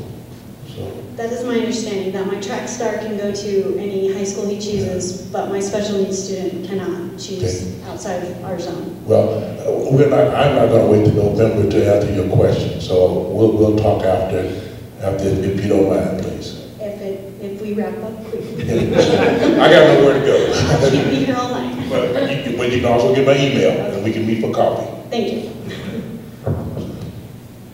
I know there are challenges, financial, facility capacity, all those different issues that do determine where different programs are placed in the district. Is that fair, or is that acceptable for your family? That's a question that I can't answer either, because that's above my pay grade, which actually is the chief's. And I agree with Henry, you deserve an answer for that, but from my understanding, what we have been told as the board, that it truly does come down to a capacity and a building facility, and having, I don't know how to say this, but not grouping those kids together to give them the special teachers that they need so that they're all together and they get that specialized education that they need. And that's what my understanding is from what we've been told from the special ed department, is that's why they group them the way they do, is to make sure they have the special education teachers, pairs, everything, facilities that'll accommodate those. Now, we do need to look at it now that we're going into innovation and the way we have our schools set up to see if that's the best model anymore. But that's a question, Henry's right, we need to get back with you with an answer on that one. Thank you. Can other people answer the question? Yeah, I was kind of wondering that. Oh, well, I have something quick that I can say. That's why we have a Special Education Advisory Committee, to advise the school board. That's what they're here for. Okay, to look at all these types. The school board is not going to be able to go into every detail of everything that issue that we as parents have. But we have these committees that are supposed to not just give us information, but to advise us on what is the best way in which to educate your child. You see, that's the goal. Okay, the number one goal that you want is to make sure your child gets educated, a good education. That's the number one goal. And so we're going to try to do the best we can with that goal in mind. And so to do that, we need people who are professional, who know what they're doing, and to advise the council on what is the school board on what is the best way in which to do it. Okay, and I believe that they're looking at those type of things even as we speak. So. Since you opened it up, yes, just real quickly, as one of the co-chairs of the SEAC committee, we do have a program and planning subcommittee, and we would certainly invite you to come join that committee, because that's the very conversation that we're having. So that's the very conversation that we're having in that area, because we are looking for advice to give to the board, and that is an area that we have been looking at for the last several months, and we'll continue to look at with a goal towards providing some advice to the board. And so we do have a subcommittee for that, and we welcome new members. See how easy it is to volunteer? Actually, For a little while. I don't know if I have a solution, but I can propose a course of action. First of all, you got to get that discussion into the public arena. You got to get buy-in to the public. The board has to set the policy that allows that. And then the public has to provide the resources, and we'll have to provide transportation for it. Those are the holdbacks. Policy is easy. It's the resources that will be needed, and it's going to be that specialized transportation that will be needed. Then the kids can go anywhere that they want to go. And you got to get the public to buy into that. So if that becomes a priority for our local community, for all of that inclusion, because wouldn't that be the ultimate inclusion? Then you would get the resources, you get the teachers, you get the special training, and you get the gas and the maintenance and the buses to get these kids to the schools that they want to go to. Would any of the other candidates like to comment? Do you have a follow-up question, Holly? All right, thank you so much. Our next question comes from Kelly Salim Davies. I apologize if I butchered your name.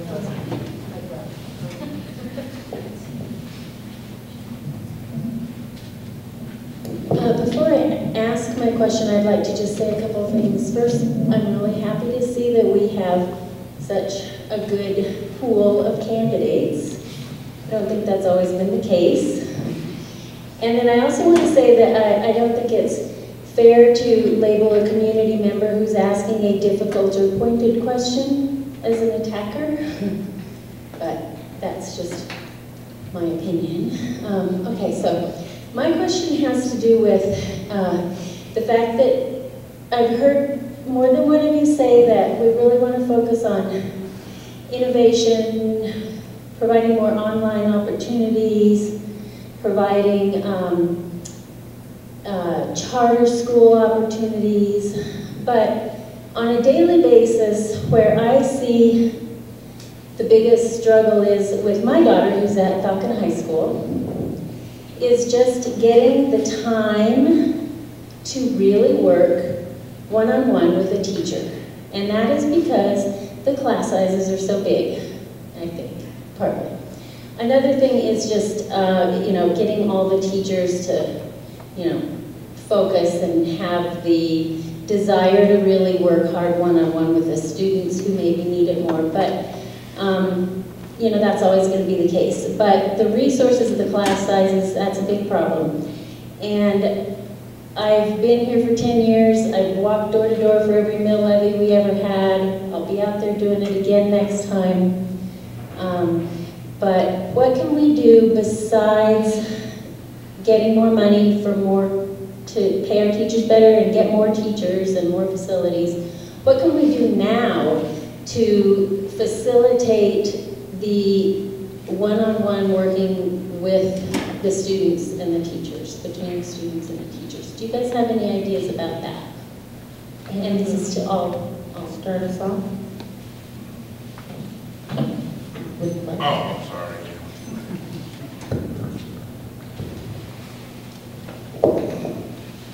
I'm not going to keep you long. That is a problem because of the overcrowding that we are experiencing. A solution I would have, and it's all about dollars, is to bring in additional teachers or pay teachers additional when they stay late to assist with tutoring a student. One of the things that really grasped me when I became a part of the school was a large amount of teachers that were leaving our district at an accelerated rate, which hasn't left us with too many additional teachers out there to help do things that, you know, some teachers, have you looked at the virtual academy? I just asked this question because the virtual academy kind of have that one-on-one, kind of have that computer thing there. Well, see, to me, the one-on-one comes, you know, with the Socratic method and the teachers really working, not with the computer. My daughter's, you know, she's as technologically savvy as any other kid, but I think she's not alone in the fact that they just need more rigor on a day-to-day basis between the teachers and the students, the give and take between the teachers and the students. Would you agree that our student-to-teacher ratio is pretty bad? Pretty it's bad. Too high. And the only way to fix that would be to go to a smaller classroom. And the only way to do that would put bigger building. The only way to do that would be to ask for those dollars. So without... I was hoping you had a better idea. Yeah, I know. Maybe one of our colleagues. Resource space? It's tough. It is tough. We need that money. And you know, when I walk door to door on the mill levy walks, I just want to bang my head against a wall because so many people say, I pay too much taxes already. I don't have kids in the district. Duh, it's like the future of our world we're educating, but who cares? Anyway, it's frustrating. So I know I I'm didn't thinking, answer. that's okay. I think you did okay. The best I As can good do. as I could do it. Yeah, I agree with Henry. I mean, you know, the classroom size, you know, teacher to student ratio is way out of whack now. You know, some of the things that I've seen some of the schools work on is they've actually put together, you know, early morning sessions. You know, teachers go in early in the morning, and there's usually only half a dozen, if that, many students that show up with questions about their homework or, you know, things like that. Because it's early morning. It is early. I mean, there's no easy solution. Yeah. You know, you're looking for the best of the worst solutions, you know. I've asked my daughter to take advantage of those things. She's in middle school now, and you know she likes having that one-on-one. Then I always say, you know, I don't want to put it back on the parent, but go to the teacher and talk to them individually, you know, and see what they can do to actually help that out. I've done that a number of times. I've worked with, you know, Meridian Ranch and Falcon Middle School, and I pretty much know a number of the teachers, and I've actually taught in their classes. One-on-one is tough, but it's doable. I wish this problem was unique to our school district, because then we could fix it, because then we'd have somebody else to model off of. But nationally, it is a huge proud of it. Really what I'd like to do, there are teachers. My girls are in Sand Creek right now. I'd like to give kudos. There's a lot of teachers that sacrifice their personal time, their family time, to take that extra time. And really, I'm appreciative of that. It's not an easy solution. I have teachers in my family too, and I know. And it's like, how much can we ask of them?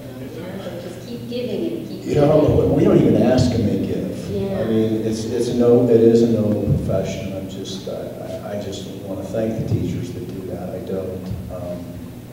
The solution is hard.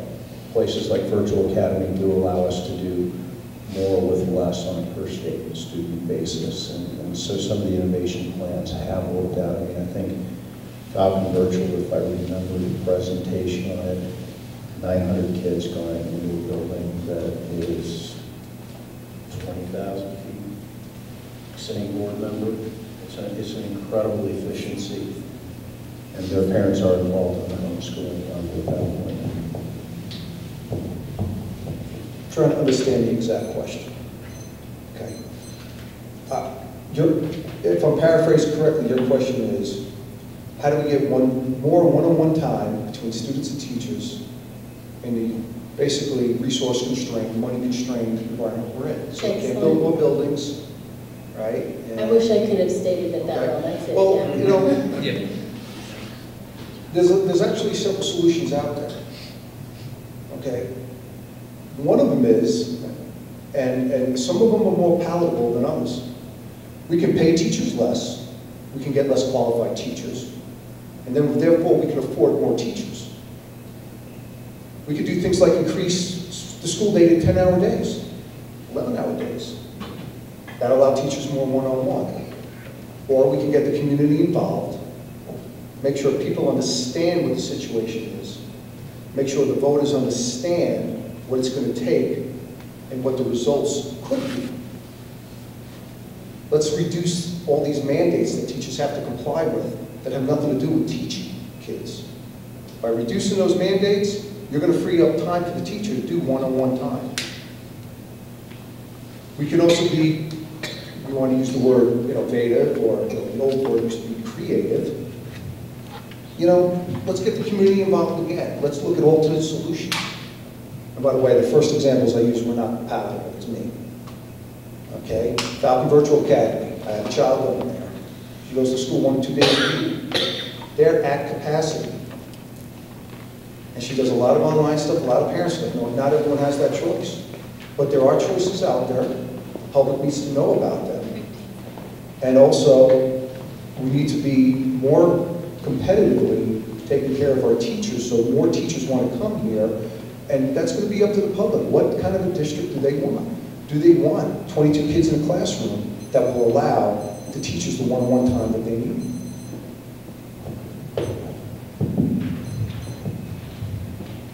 Well, I have to agree with everybody here that we need facilities to put kids in so that there are smaller classrooms, and how we get there, the only way is to get more money from our community through a bond.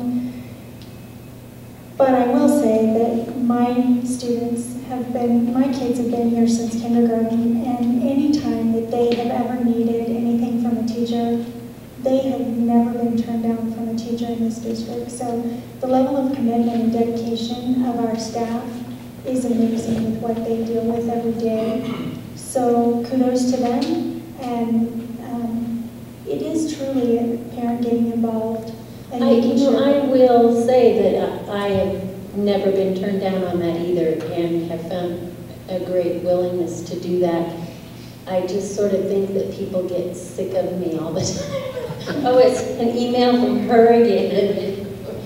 So I was hoping there was a better way than me to just keep bugging each one individually about when we can come in and, when we can do this. You know, there's creative scheduling that especially at the high schools, that they can do. And I know they've played around with some and they've tested different ones. And it seems like every 2 years they try a different schedule at the different high schools, at least where my kid has been. And some have worked better than others to give them the one-on-one time. So I think actually creative scheduling is probably one of our best ways where we're at right now. is creative scheduling and how they do that. And some have worked really well, and they've tested different ones that haven't, and I think they're getting closer to finding a really good one. It seems to me you do have certain ideas because you're just not letting your child just not be educated in a proper manner. So it seems like you have better ideas as far as addressing the situation than the board does. And I will admit a lot of it comes from the motivation on my daughter's part as well. You know? And just like the creative scheduling and things like that. I mean, you know, you can do pie in the sky and try to get the levy and the bond things, milk levy and things like that passed. That's going to be probably years down the line, just as the young man was talking about. But your daughter is in high school now. Yeah. And so years down the line, it's not going to help your daughter. So for you, you have to be innovative, just like we're trying to be also, and be more and be involved as you are doing and creative scheduling and things like that. And we'll be there to assist you and to help you. Again, we're here to serve you, but there's no sense in trying to say, you know, well, we'll throw more money at it because the money's not coming right now, especially with this other thing that's down the pike that's being realistic. So we can encourage the parents, such as yourself, to have that innovative scheduling, you know. I mean, if you really love the school that your daughter is in and this is where you want her to stay, well, that school is a little bit overcrowded.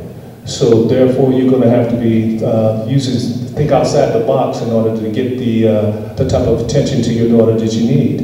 And we need to encourage other parents to be just as dedicated as you are with your child. You know, that is the key, because the main point, as I keep saying, is to educate our children. And we get involved parents like yourself, we'll get the job done, really. Really, despite the budget constraints, despite all the obstacles that we have, we'll get it done with involved parents, we really will. Yeah, and I don't have any more time, but getting the parents to get involved is really hard. I'd like to know how to do that better. Thank you. Thank you. Next, Robert Weatherford.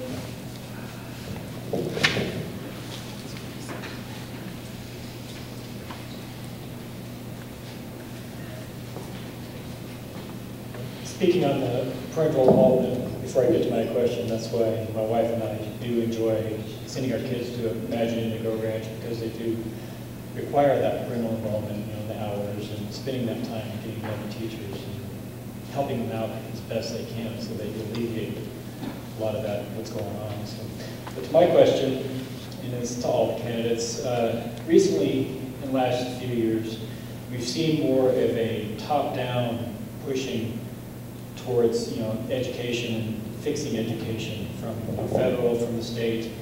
You know, we're seeing a lot more, except top-down type approaches or fixes down to the local level. My question is, do you feel that this is adequate to help solve the educational problems we have, or is it more of a bottom-up that we need to be looking at? You know, Mr. Graham and Mr. Moore brought up, you know, the Amendment 66 issue. You know, it's more of a top-down, try to fix things. And I see that as, you know, my personal opinion. I would agree that that would hurt us in this district in the long run. And since, you know, it does apply pressure on our tax base in the future for any bond or mill levy type issues that may come up. So from each candidate, I'd like to know if you feel that, you know, that the top-down approaches or bottom up, what do you feel works best for our students in our schools? Chris, will you start? Sure. I'm going to mix it up on you. I'm going to say top-down works when you put the students at the top. And I think that's exactly where you need to set priorities. You have to have the strong foundation of you know, what you're talking about, the tax base, the education requirements, but all those are foundational. They're the requirements that you have to do, the core curriculums, the test standards. And by putting the students at the top of the organization, it refocuses how you actually build the education system to work for that student. They become the individual then, instead of the top-down driven, and the last thing that everyone ever thinks about is, you know, the impact to that child. So I'm a proponent of actually turning it upside down and putting the student at the top and driving it from that direction. Just the same way that you've got, you know, the foundational rocks. You You know, one of those large stones is the student itself.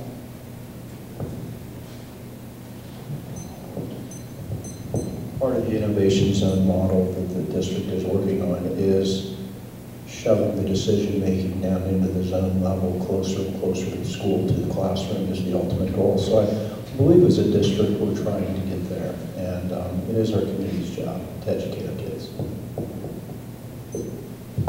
I don't want to confuse priorities with what I think you're asking, and that is political solutions for education. Bottom up, and that's a theme that I've been working on, hopefully, since I decided to run, is the solution. It's local solutions. Our teachers know better how to educate than politicians do. Our parents know what their children need much better than politicians do. When you get political solutions, like Proposition 66, that come from the top down, what you get is, you get people trying to satisfy a particular base. You get people trying to focus in areas, not caring how the outliers, like our district, are affected by that. So top-down in education should only be used to ensure that there is policy that allows opportunity for everyone.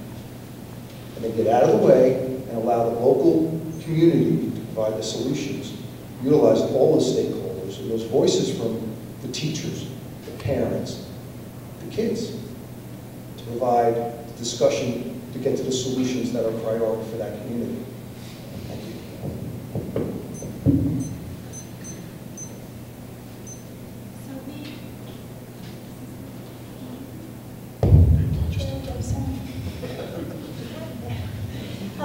So we have moved to a model of the bottom up, but there are still mandates and requirements that we have to follow from the federal and state, whether we like them or not.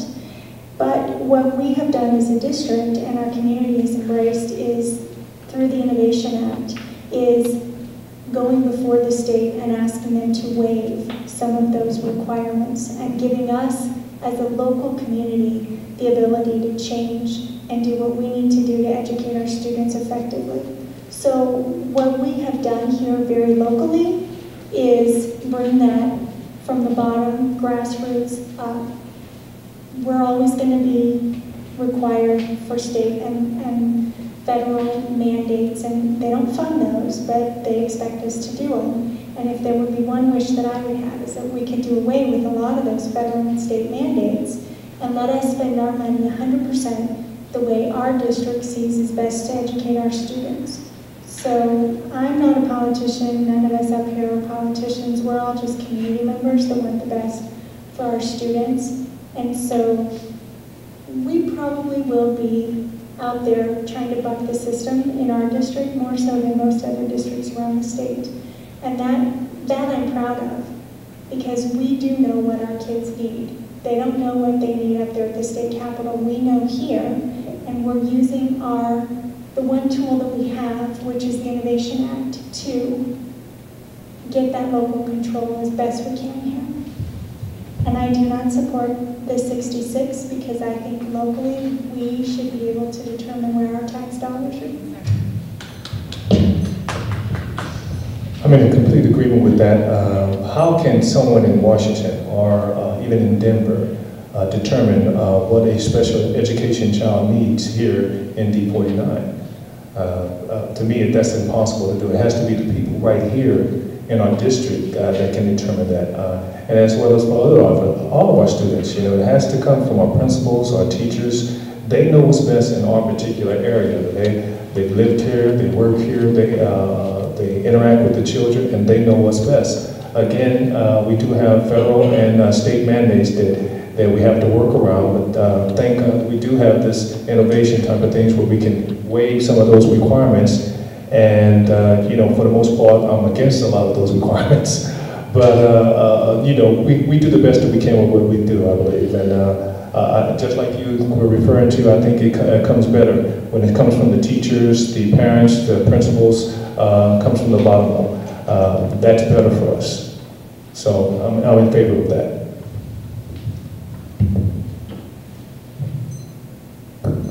My Mine's is simple, bottom up. The reason why you are enjoying the school that your children are in because you're actively involved and the school is holding you involved. So the term bottom up is, you know, I don't like it, but you're a parent, you're involved, you're saying what your children, what you want your children to be. And your children are a replica of you as they grow older. So simple, they don't have to get 15 seconds on me. Bottom up, parents' involvement, and you'll see good and great things in that school. Your school will show proof of that. I guess as a follow-up, Ms. Harold, mentioned, bucking the system. So, as board members, would you be willing to take stands like Douglas County schools have, and when the state or at the national level, dictate standards or certain issues that affect the local districts and may be for good or for ill, willing to take a stand against that or for that, depending on how it plays out? Kevin, will you start? I'd actually have to look at each particular issue. Are you referring to Amendment 66 in particular, or are you referring to... I mean, they did take a stand against Amendment 66, that's in the news, and from the federal level, you have, the state standards coming down, it's more of a broader case, those kinds of things. Yeah, and you've got to balance working within the system and fighting the system. Sometimes you have to hug your enemies to win. I know that, sometimes you're bound by, what's mandated, but being able to take a stand on something. Yeah, actually looking at everybody here, I think they're all willing to take a stand if it's worth it, if it's a good hill to die on. And you just got to pick the hills you die on carefully. Not adverse to charging machine gun nest.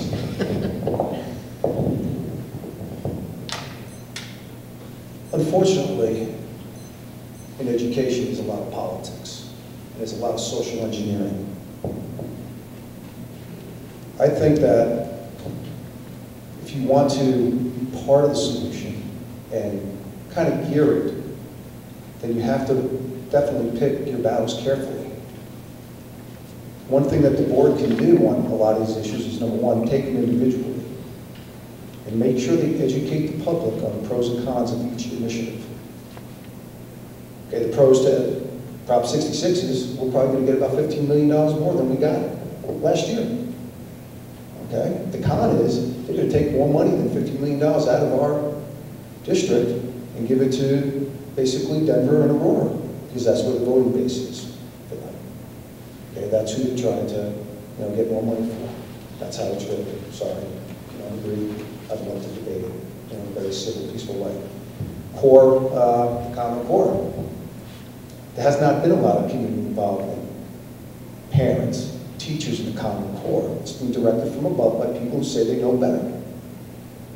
They're forcing it on our local community because they got the states to buy into it by basically buying off states.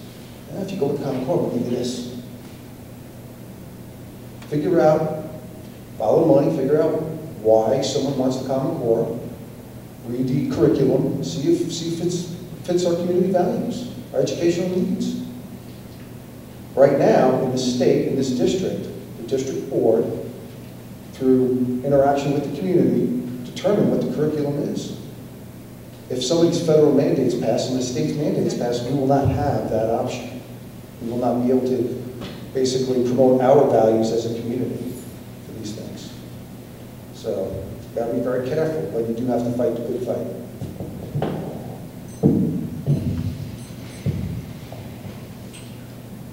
So when I said buck the system, that's what I really feel that that's what we've done in our district by bringing innovation and giving so many choices for different schools that we have. We have percentage-wise the most charter schools of any other district, and I think our community believes in that choice. We have a unique community here, and we believe that we know how to educate our students, and we're not afraid to stand up and find ways to get waivers from the state so that we can do that. Now, yeah, If Amendment 66 passes, we're not going to turn down the money, but it will change what we do moving forward for a bond and a mill and how we can go to our voters next time. So I like local control, and I think charter schools are the ultimate local control because you have your own separate board and your parents are very active, and that's like the best local control that I can see out there is charter schools right now.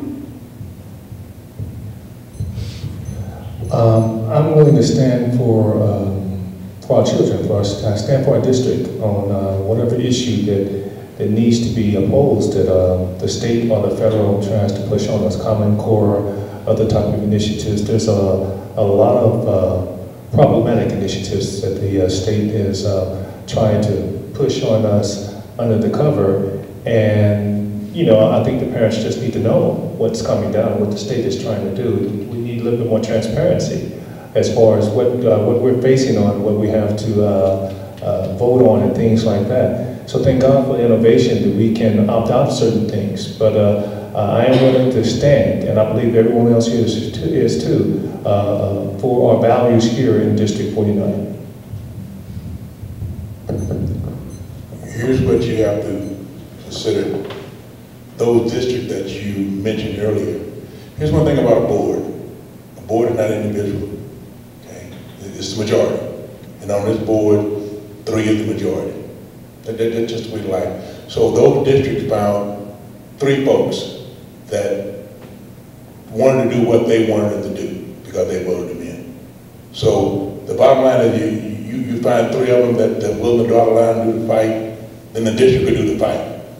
And I'm already known as a rebel. Life goes on. Okay? Yeah. I won't back off my principle about parents' choice. Will I die on my sword with it? Probably so. But parents have the old last authority to me about how their children are going to be educated. That's my word.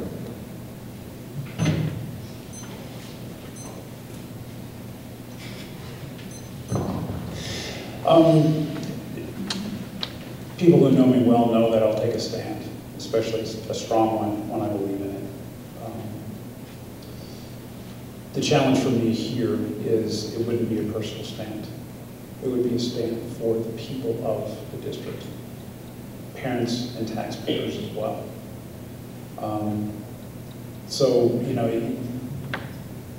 That's the measure that I would use to understand, where do I take that stand? Thank you. All right, thank you. Our last question is going to come from Mark School. Sure.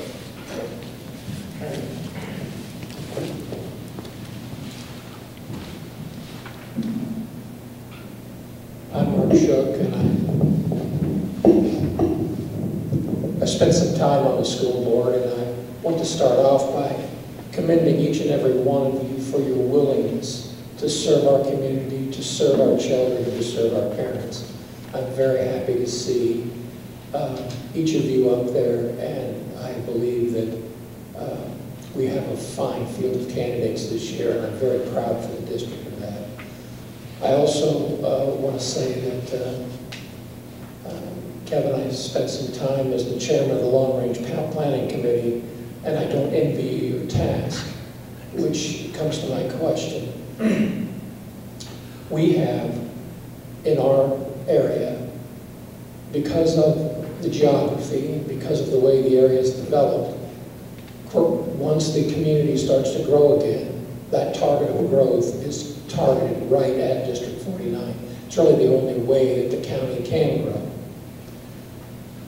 As has been alluded to, our bonding capacity our needs far exceed our bonding capacity.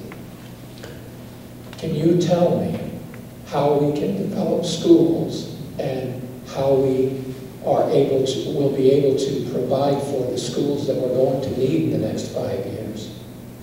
And I've heard some people mention charter schools. Glad to hear that you're on board with that. Since charter schools school buildings are not paid for with taxpayer dollars and don't require school bonds. And since no child is ever forced to go to a charter school, it's always a parental choice. Are there ways that we can encourage more charter schools in a proper balanced mix with the traditional public schools? John? It's your turn, John. So basically trying to understand the question that, you know, how do we manage our growth? Okay. Well, we have alternative schools within, non-traditional schools, within D49 that are public schools. The charter schools, they're an answer too. Okay. We can rely on, since a lot of this growth is going to be caused by builders building houses, them helping basically plan communities and participate in that. Let's look at other cities that have had growth. Let's look at Vegas in the 90s that had growth that was phenomenal. And what did they do? You know, one of the answers are they built schools. So there are options out there that we may not have considered. Let's look at the best practices that other fast-growing counties and cities have used in the last 10, 20 years and see if that fits District 49.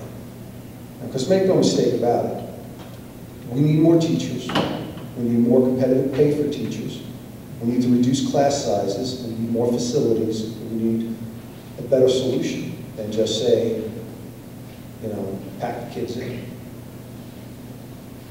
So the solutions are out there. Other cities, other counties have gone through this. And again, it's a discussion for the community. So go out there and engage your friends, your family, your neighbors, and get them talking. You know, what do they want to see? Get them to participate. And it's hard. You know, you come to a midterm election here shortly. You know, voter turnout's always low. You got to get the conversation going. And quite frankly, it's your district, not mine, not just mine. I mean, I'm one member, one vote, but it's your district. We got to figure out how we want to manage all this.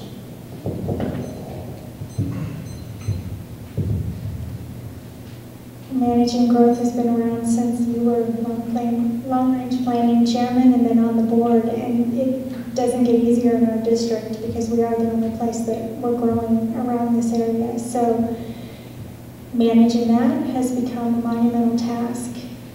I do believe that without charters we would not survive right now, and with our alternatives. Online, Goal Academy, they're a statewide one, but I mean, we need to look at alternatives to a traditional brick and mortar school, and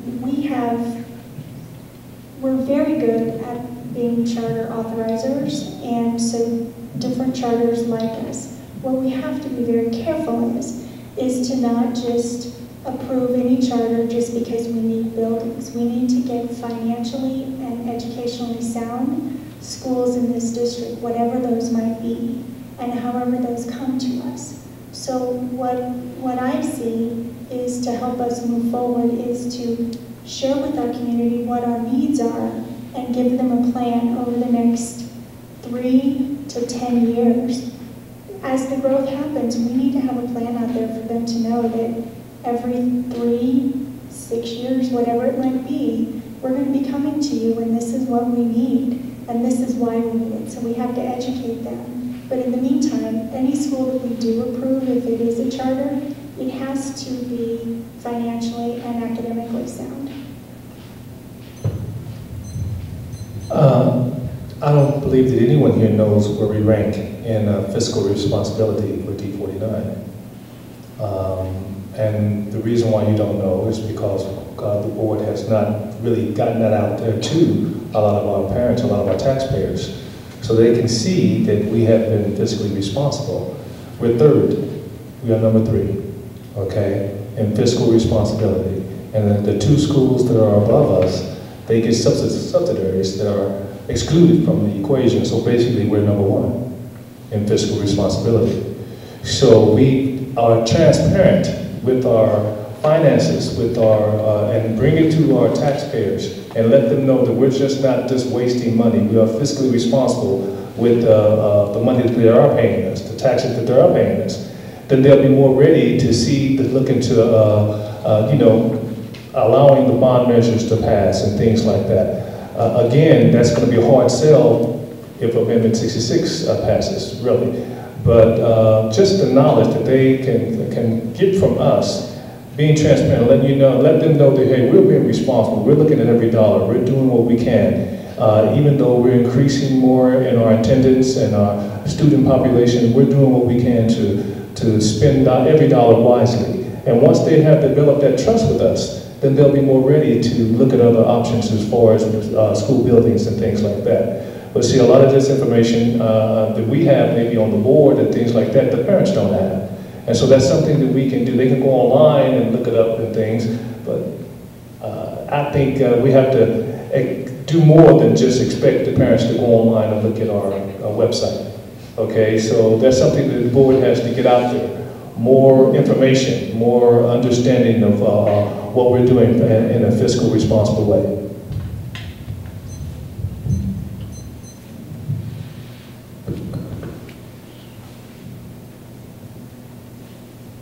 I think charter schools are a great idea. A couple of days ago, I attended the groundbreaking for the Rocky Mountain Classical Academy. I mean, the whole field was full of parents and students. And those parents had made the decision that they wanted to invest finally in a building that was coming out of a module. And that did relieve a lot of pressure on the district. The district has, during my tenure, has approved several charters. And all those that have been approved have been doing phenomenal.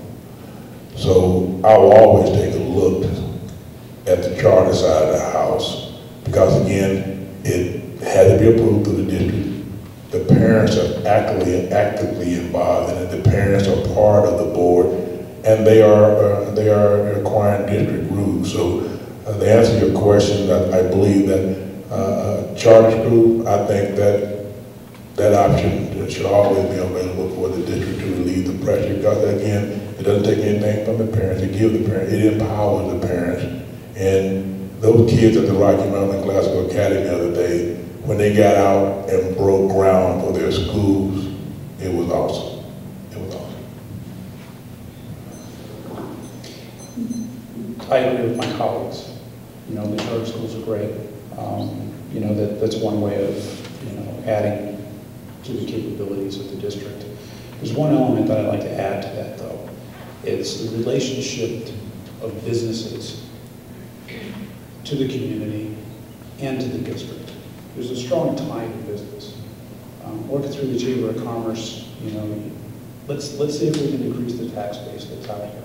Let's get some light manufacturing so that we can burden business rather than burdening the residential people quite so much with all the taxes. If you start working through the chamber, they love to tout, the excellence of schools to try to bring, companies in from other states. And I think it's important that the board recognize that relationship and, make strong ties into it. I think we're off to a good start. We've got a lot of business owners here. And that's going to do nothing but help us, I think. Just because you're playing in my sandbox, I'll bring a different idea to the table. I'm a big believer in global information systems. We have some planning models that were available that weren't even 10 years ago didn't exist. We have the ability to measure population growth better than we did. School population is waves. You build a new subdivision, we all move in with our gazillion small children, and we send this big peak wave through, and then it comes off, the wave comes off, and you end up where D11 ends up, where you have older neighborhoods where the kids are gone and you have excess capacity. With GIS, some of this hopping of our population into eastern El Paso County, We can take the groundwater survey that the state of Colorado has finished, drop that in the GIS map, and create a pretty predictable model of whether all these paper plots will actually come to fruition based on water availability. We are on the Black Squirrel Basin is a limited body of water. And then we're also in the Denver, but I'll save you that. So we can better predict what's going to happen. And I also think we need to look at, we always build 100-year buildings. Should we really build a 100-year building? Should we build a 30-year building? It's more like an office building that can easily be, you got a good solid core and shell, and you can blow out the interior and start over. And that's not uncommon in an office building. Every time you change a tenant, you change it. Is that more effective? So I think there's a lot more tools available, and I'll get off my soapbox. You have a follow-up question? Yes, I do. My follow-up question is about a lot of the things you've been talking about. If you look at the preamble to the board policies, when we put those in there, our board quoted directly the state constitution, which gives control of instruction in public schools, not to the teachers union, not to the CDE, not to Washington, but to you, the elected board members. I just want you to remember that control of instruction in the public schools rests with you, and I want you to do what you need to do to fight back against these mandates that take away your constitutional given rights to educate our children. And again, thank you for being willing to serve. Thank you for everyone who has asked questions, and the questions that we asked, the 5 questions we asked at the beginning were also given to us by parents throughout the district. So we thank everyone who submitted questions.